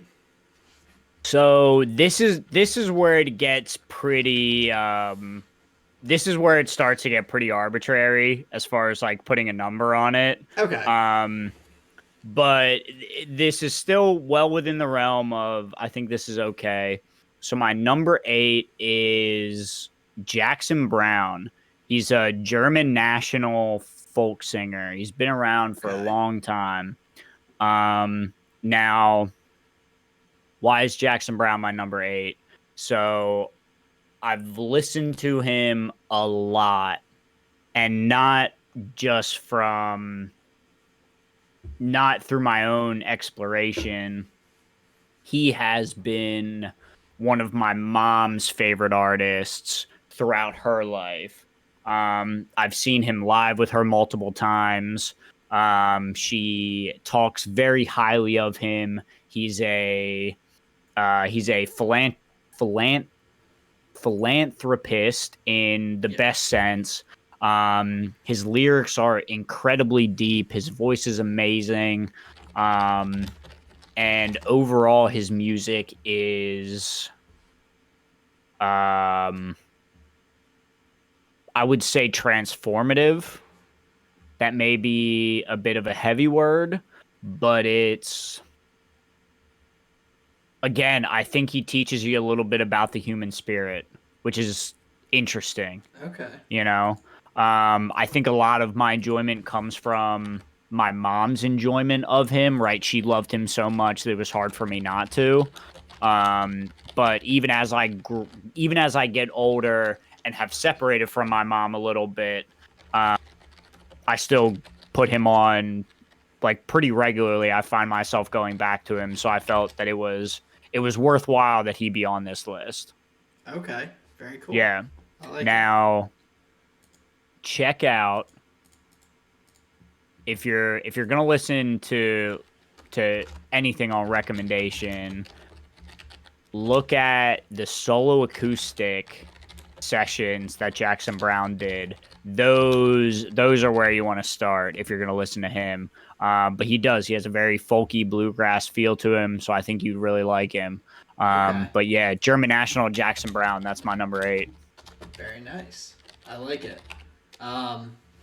Well, and so moving along to number 7. My number 7 is ASAP Rocky. Nice. Okay. And so he's another rap artist where I really just enjoy his sound. He's like got a really unique sound to him as well. He doesn't really follow necessarily a typical pattern for a rapper, and I feel like his albums are also, they have like a more melancholy sound and vibe, and I can be in a melancholy mood pretty frequently, so I find him easy to listen to.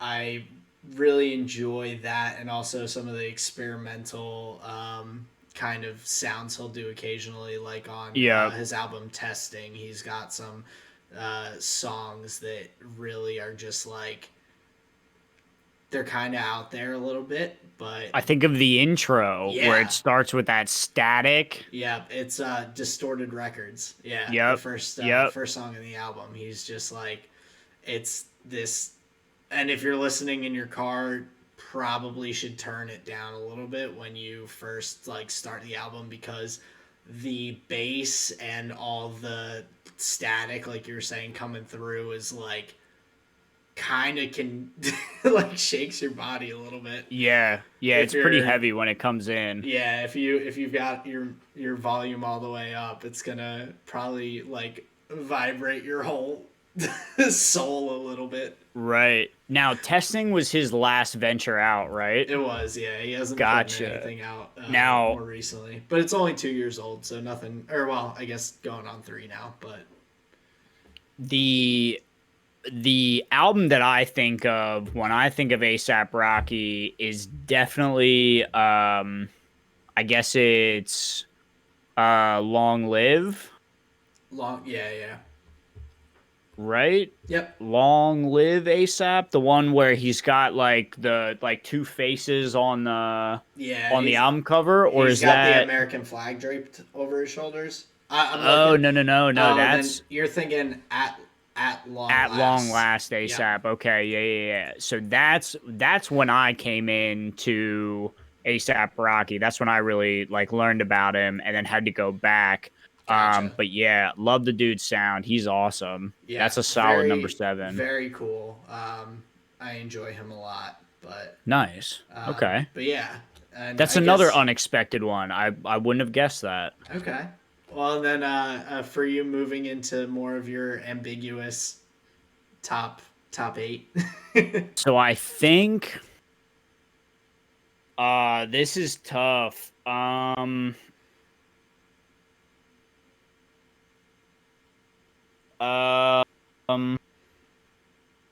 Okay, so I think it would be this.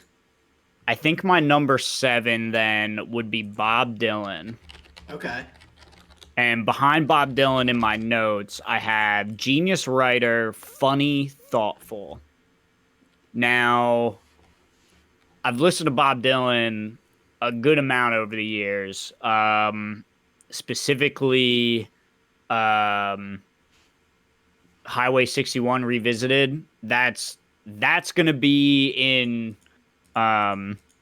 spoiler alert, that's going to be in my top albums. Highway 61 Revisited. There's something about the guy that was rebellious, like in his time, like in his heyday. He was rebellious. He was the voice of a generation.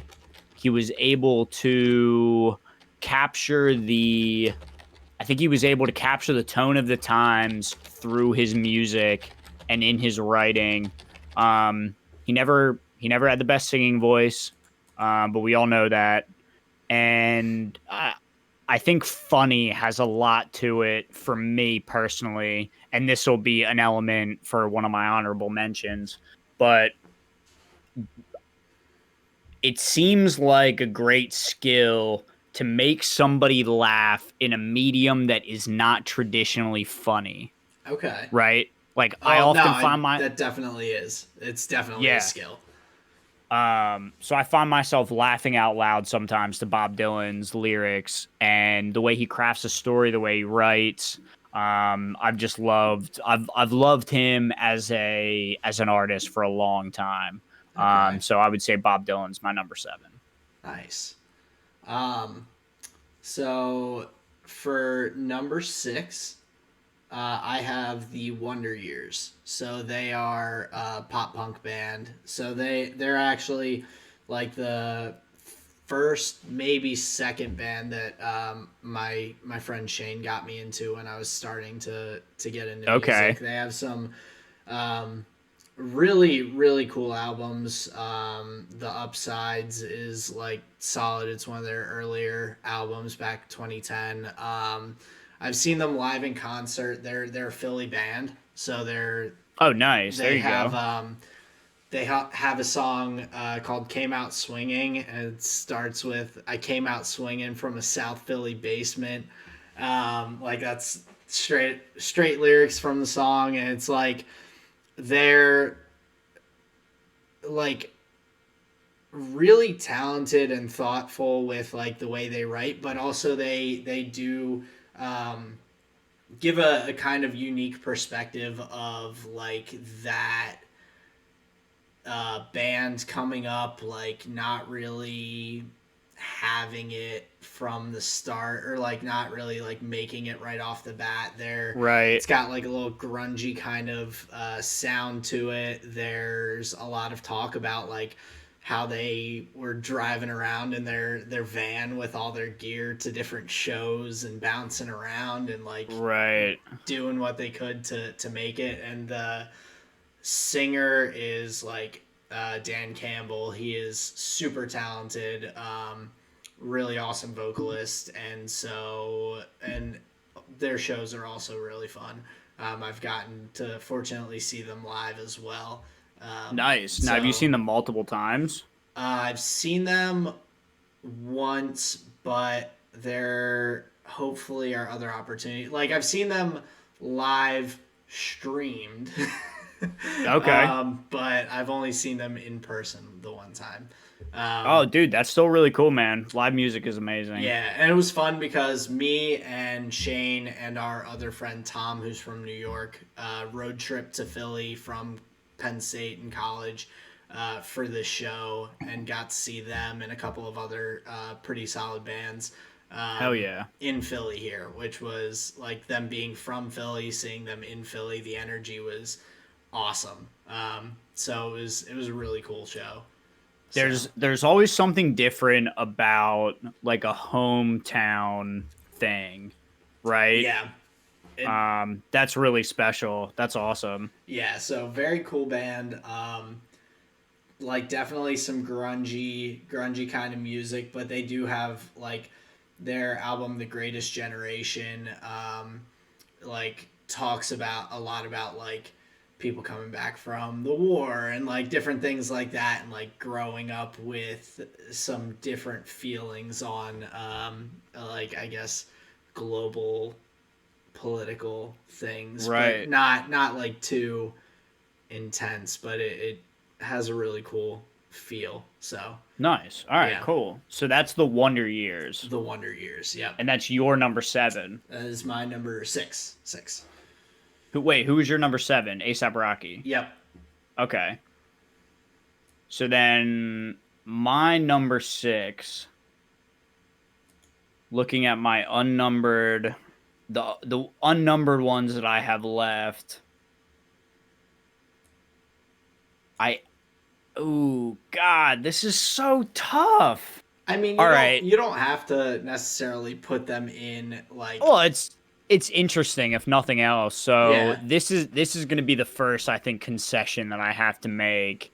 My number 6 is going to be Kanye West, Okay.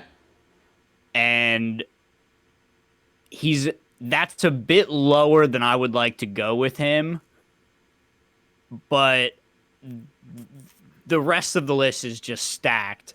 Yeah. So that's where he's going to be. And the one note that I have next to Kanye West, I put the same note for two people, is just GOAT. That's all I wrote there in all caps is GOAT. Yep. The bottom line with Kanye West, I think, is I've never disliked any of his projects except for 808s. Yeah. But that's because didn't my ears hadn't yet acquired the taste to be able to listen to auto-tune yet.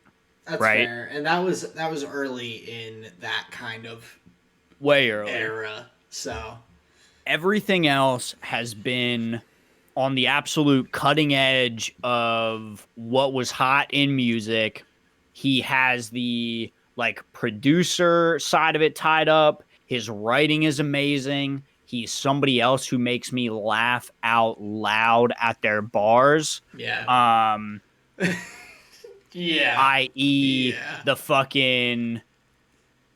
the like bleaching a girl's asshole. Like, you don't hear better stuff, dude. You do not hear better stuff than come out of Kanye West's mouth. Yeah. I think every project out has been, I would argue, pretty good. I would argue it's up there on the number scale. Been listening to him ever since the beginning. College Dropout's phenomenal. Graduation's amazing. Pablo changed my life. So yeah, I love Pablo.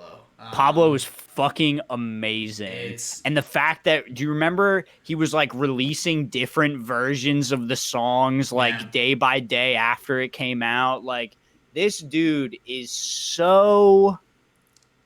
he is so prolific with music. He didn't know what version of the songs he wanted us to hear, so he let us hear all of them. Yeah, and it wasn't like you were hearing like unfinished versions of songs. It was like it was different permutations of it. Yeah, they were the same song, but the different like thoughts that he had throughout. Very great album.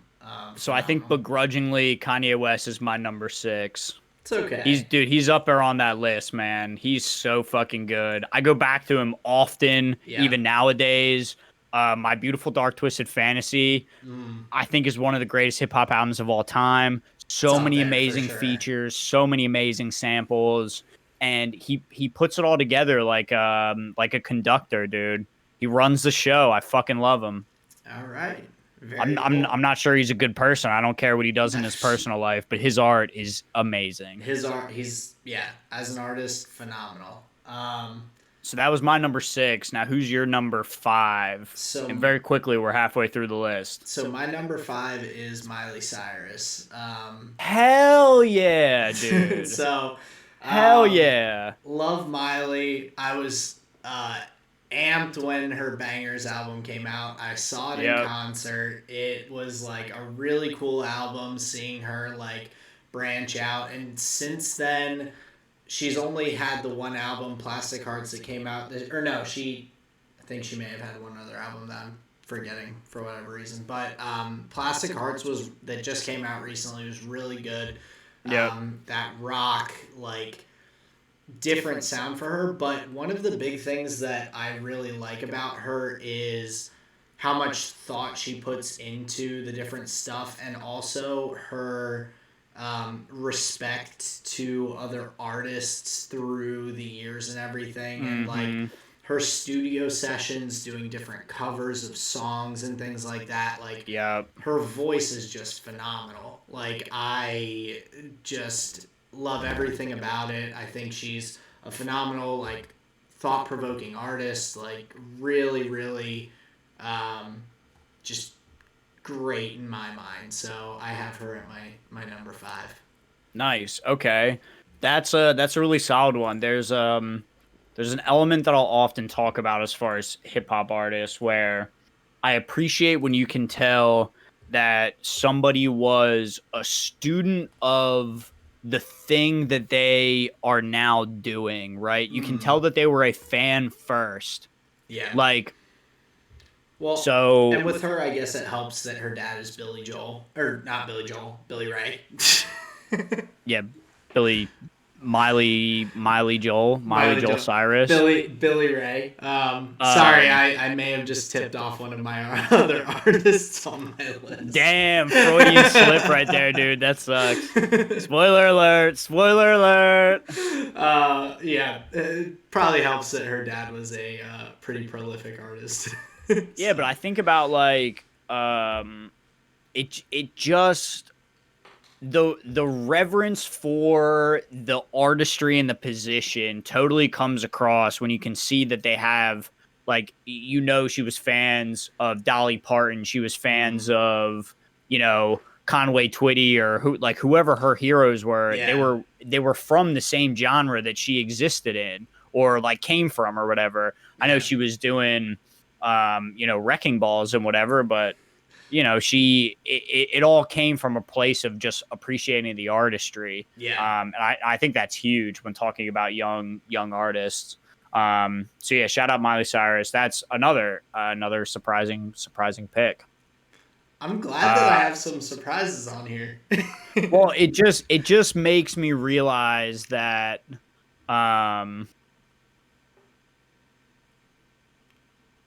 it makes me appreciate.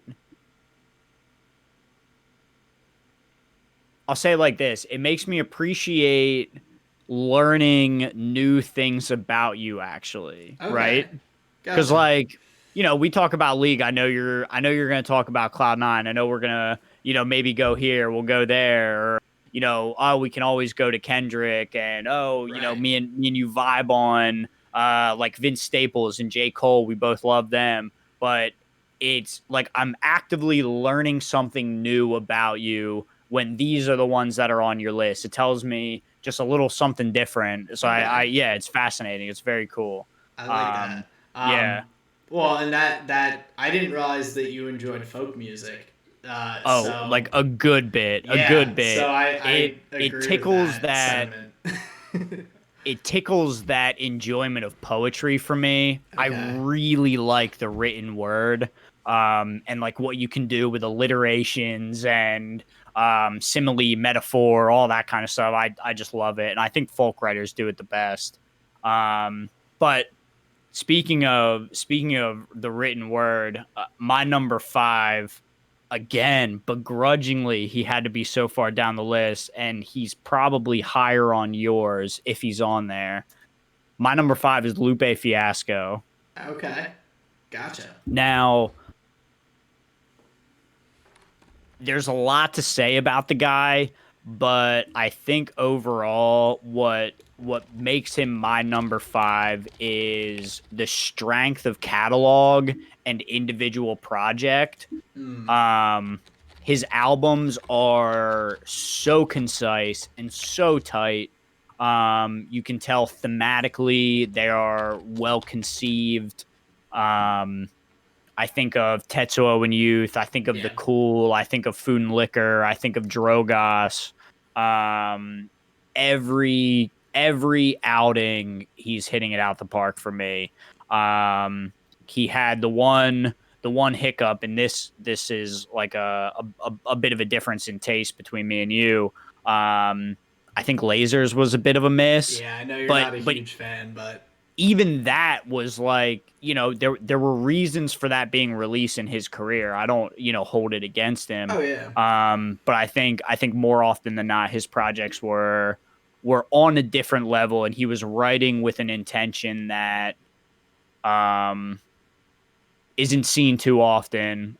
So I'm pretty confident putting Lupe Fiasco at my number 5. I love him so much. Nice.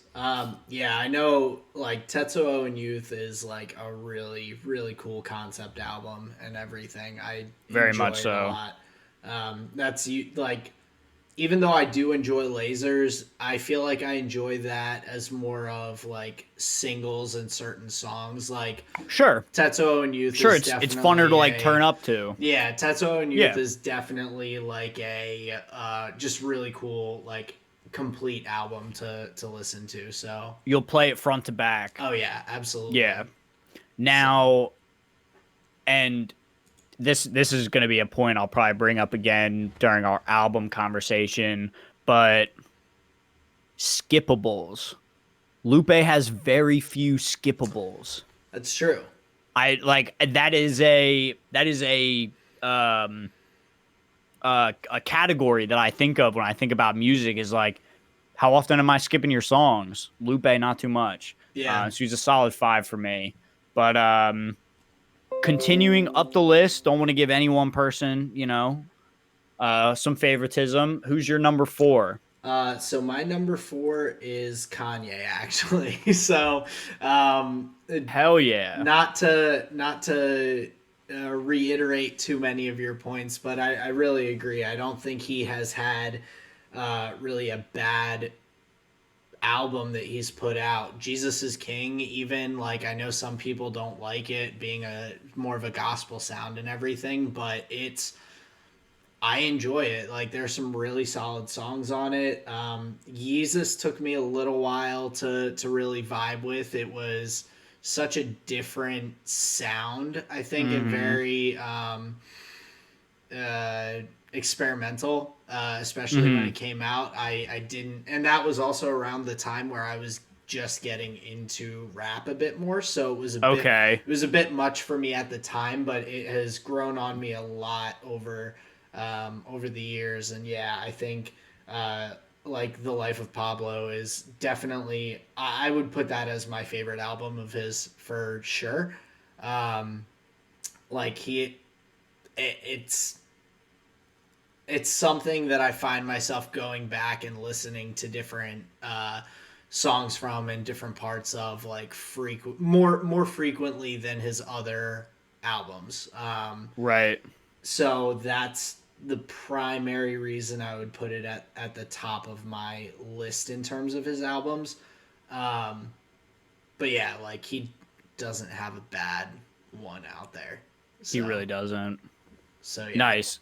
So Kanye West up at 4 for you. He gains 2 spots from my list. Yep. I'm sorry, Kanye. Hey, I had to do it to him. you've got some. I think you definitely have a longer history of music listening, and so you've built a larger repertoire potentially. That's an interesting point. So I Okay. think that may affect some of these rankings a little bit. Okay. All right, fair enough. All right. Now, so my number 4, looking at the names that I have left, this one's pretty easy. My number 4 is the old rock group, the old grunge band, the Red Hot Chili Peppers. Oh, very nice. Now, I would like to shout out Ian. You've heard the name before. He's my arch enemy in Magic. He's a royal pain in my asshole. But my good buddy Ian McCullough, he turned me on to the Chili Peppers right around Stadium Arcadium. Okay. And then I fell in love with their back catalog. That album itself, it was a double album. Now you're starting to see some similarities here. Highway 61 that wasn't a double album. It was Blonde on Blonde. That was a double album from Bob Dylan. Anyway, so Stadium Arcadium was a double album, lots of tracks. Fell in love with it, and then had to go backwards, and they quickly became just the thing that was in my ear all the time. And very similar to Kings of Leon, they have so many albums spanning so many decades that pretty much any mood that you're in, I'm sure they have a song that can fit it. I think the last point that I would like to make about Red Hot Chili Peppers, and this is a bit of vulnerability here on the podcast for anybody listening. So I think what the Chili Peppers did for me individually, and Anthony Kiedis specifically, their lead singer. I think their music helped me learn about my own addictions and what the consequences might be like without me having to go all the way there. I think listening to their music and reading Anthony's book and learning about the members of the band and some of their struggles in life, I think it helped me learn about a bit of what I had going on inside of me at the time, and overall I think it helped me put some of that stuff to rest. Okay. And I'm not sure I would have been able to learn those lessons quite as vividly if it wasn't for Anthony's songwriting and the music in general. So I don't think Red Hot Chili Peppers saved my life, but it helped me learn about my own life at the time. And they're a band that I continually go back to. I listen to them even. I was listening to them earlier today. They're a staple in my life. Shout out Red Hot Chili Peppers. Nice. It's funny. That's my number 3. It's funny because or my number 4. I had not listened to them much, but Connor, Ian's younger brother, actually turned me on to them a little bit. So it makes sense now. A little bit Those more. fat fucks, they love that shit. But yeah, really solid number 3. I wasn't sure who was going to be or who all would be at the top of your list with Kanye being down a couple lower. So I like that. That's cool. Well, now I think my top 3 has been revealed. I have a feeling that you may know where that's at. Yeah, but, I've got a good feeling. But okay, but continue. My number 3 is Billy Joel. So for okay to make up for my my Freudian slip earlier when I was talking about Miley. But yeah. Now, where does that come from? Because that's pretty surprising. Yeah, so that comes from my dad primarily. So okay. Like growing up, like when I would be riding in my dad's car with him places, like he had the whole CD thing on the visor of the car, the sunscreen or whatever. And so he had a few different bands. He had Chicago, Styx, and Billy Joel were like some of the CDs up there. And so like driving places with him, throwing in Billy Joel, or like when we were going golfing together, doing stuff together, that was something that would be playing a little bit. And like I really started to like listen more to the music and everything. So I was like one of the few artists I would say that I was like really introduced to outside of like the whole religious music and different things like that when I was younger. Right. And like We Didn't Start the Fire was one of the like first songs that I like memorized every word to, and like such a good tune. Yeah, and like I know it's kind of like the like popular Billy Joel, like that and Piano Man are like the main ones that people talk about, but like that was the first song that I think I remember like memorizing fully. And I also think that kind of put me on a path of I really enjoy learning all the lyrics to artists I enjoy who have like really fast paced like lyrical songs like that. So like even now, like a couple years back, I like went through and memorized High Power by Kendrick. Like that's one of my like the songs I enjoy listening to more because I can just go through and just like it's fast, hit all the beats with them, all of it. Like it at this point in like without thinking about, or it's almost easier when I don't think about like the lyrics. I just kind of go. That's funny. So yeah, Billy Joel, like I love going back listening to some of his different sounds. And I think another cool thing about him is that he was so popular and prolific over so many decades that he has so many different styles. You can He was so literally meta like, resilient, huh? well, you can really like learn almost like the history of those times by listening to some of his songs. And like I really think it's Interesting. cool, like the song Allentown. It's about a town in Pennsylvania, but it's talking about like jobs going downhill because of industrial like things coming up and different, Right. like uh there's some cool history in his music. And I also do have that emotional kind of attachment to it. And he's Sure. super lyrically gifted and solid. So yeah. And I know this is an element that we would have missed out on, but an incredible showman. Yeah. As I understand it, his live shows were something to behold. He was a performer through and through. Yeah, super Yeah. super disappointing in one sense, because in college I had tickets to go to, he was performing at Penn State, and Oh, damn. I had a ticket.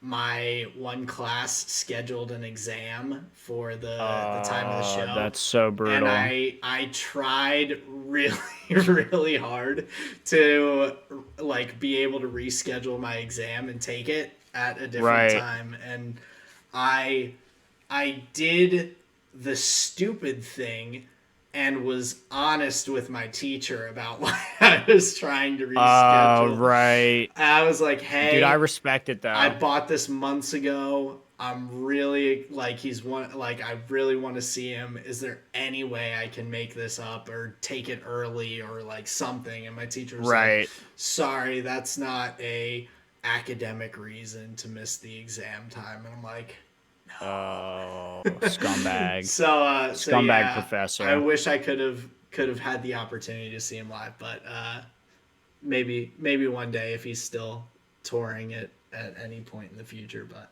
is he though? I don't know if he is. Like, I'm sure I could probably find him certain places. Pandem withstanding. Yeah, I don't know. Like, I feel like he would probably do some like maybe Atlantic City or like those kinds of shows.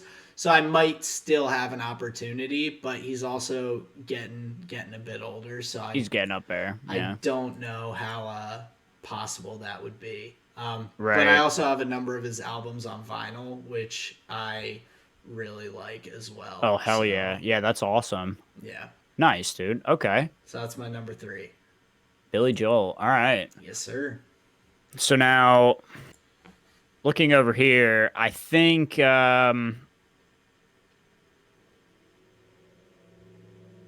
my number 3 is going to be your number 2. My number 3 is Mac Miller. Yeah. Yep. And the only note that I have here, because I could probably write a book on this young gentleman, the only note that I have next to his name is R.I.P. Rest in peace, dude. Yeah. But too soon. Too soon. To elaborate, though, I don't think there is another artist who I've felt like akin to, right? I don't know if there's anyone that I really relate to more than him. He feels like somebody that I grew up with. He feels like somebody that I've had conversations with. He feels like somebody that I know. And that's just kind of like impressions about the person, right? And just like what came through the music. But from a totally musical standpoint, I would argue that he had one of the more creative minds of his class. He was doing things with his music that was a bit, like you said with ASAP, like kind of experimental, doing things that were maybe against the grain. And now I'm pretty sure we've talked about it on the pod here. I know this isn't the first time we're bringing up Mac Miller. But I wasn't the biggest fan of him at the outset, right? He took a little to grow on me, but as he was growing up, that was coming across in his music. and he just started to hit them all out of the park. Yeah. Just like some of these other artists, they just don't have a bad project. Every time they put something out, it's fire. It's incredible. And I think that was Mac Miller all the way up to his last project. Yeah. I think honorable mention for his albums, watching movies with the sound off. I think that's where he was at his strongest. Really good.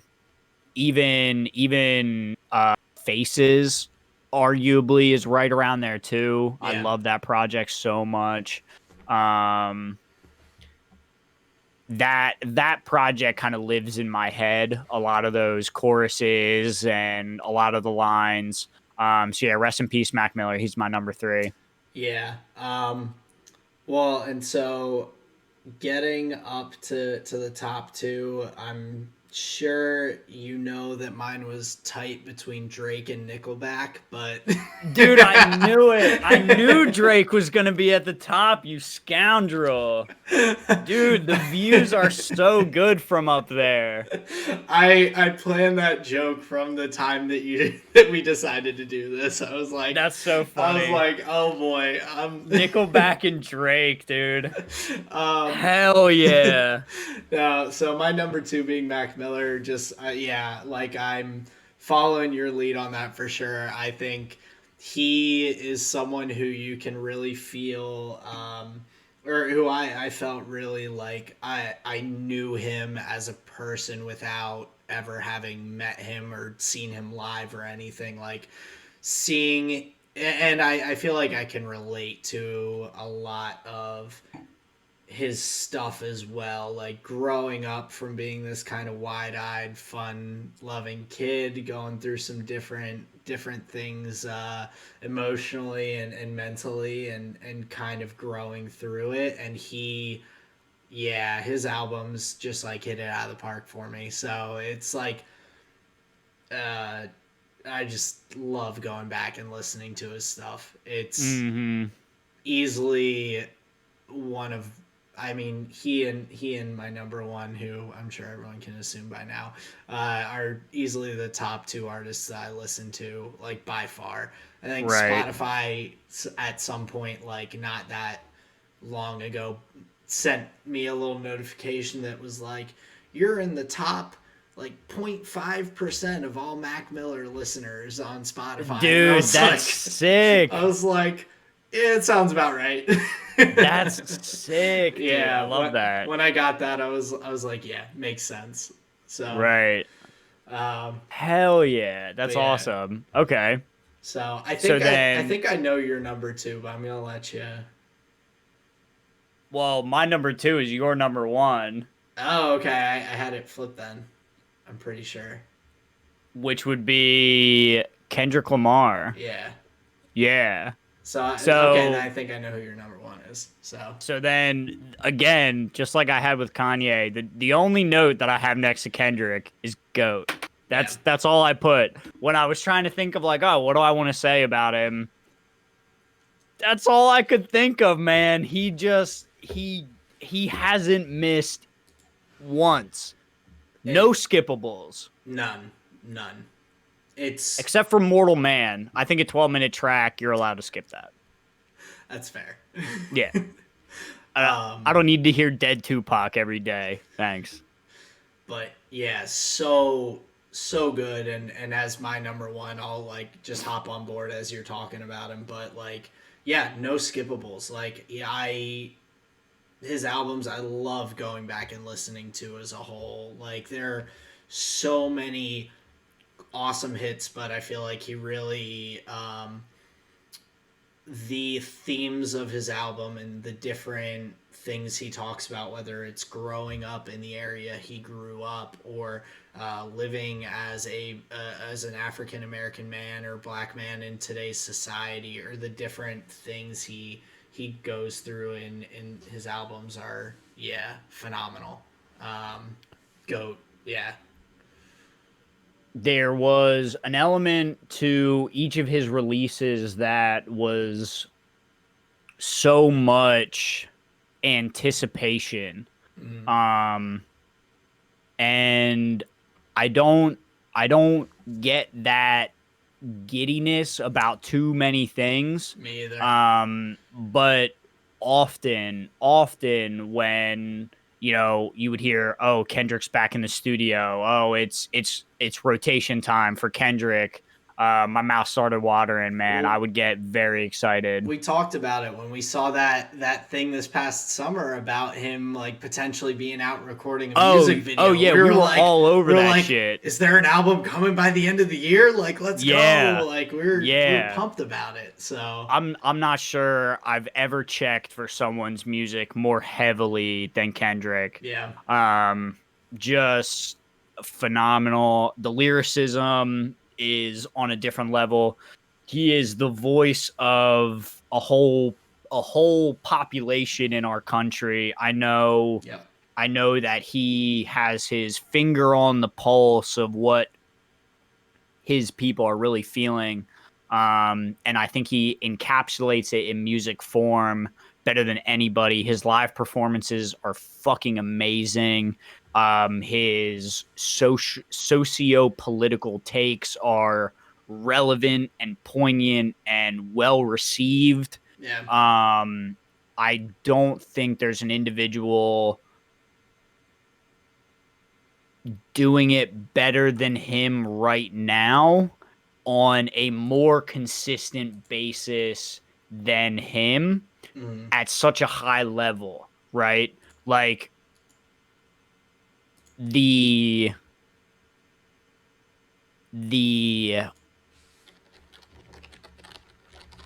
I think the wisdom that it takes to write the kind of music that he writes and puts on wax arguably is ahead of his time, right? He's like wiser beyond his years. Like all of those phrases come to mind when I think of Kendrick.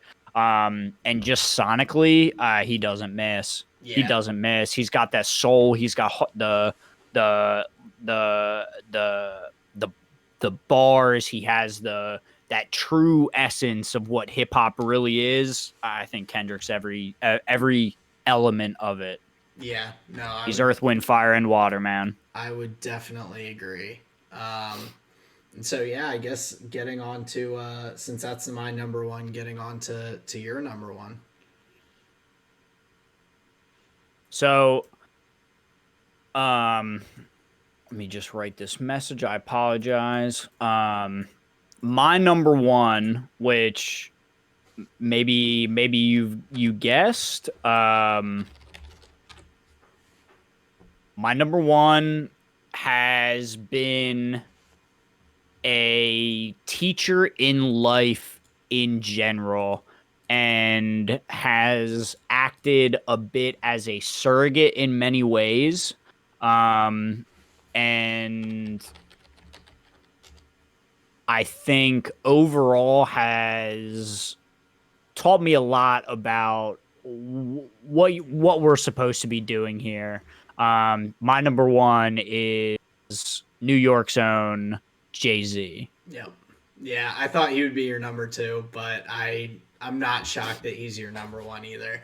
Like I knew he had to be like all like right up there. So cheers to the Carter family, dude. Jay-Z.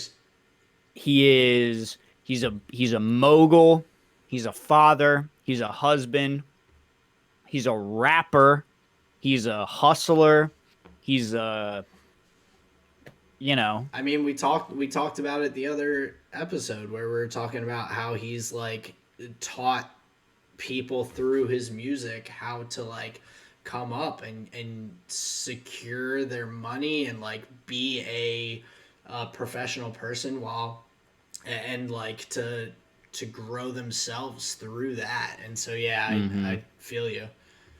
I think there's something very powerful about taking your struggle, your hardships, your learning process, and giving that to people in the most succinct, like, I'm going to use the word disgusting. He had this very New York way of talking and speaking, the slang.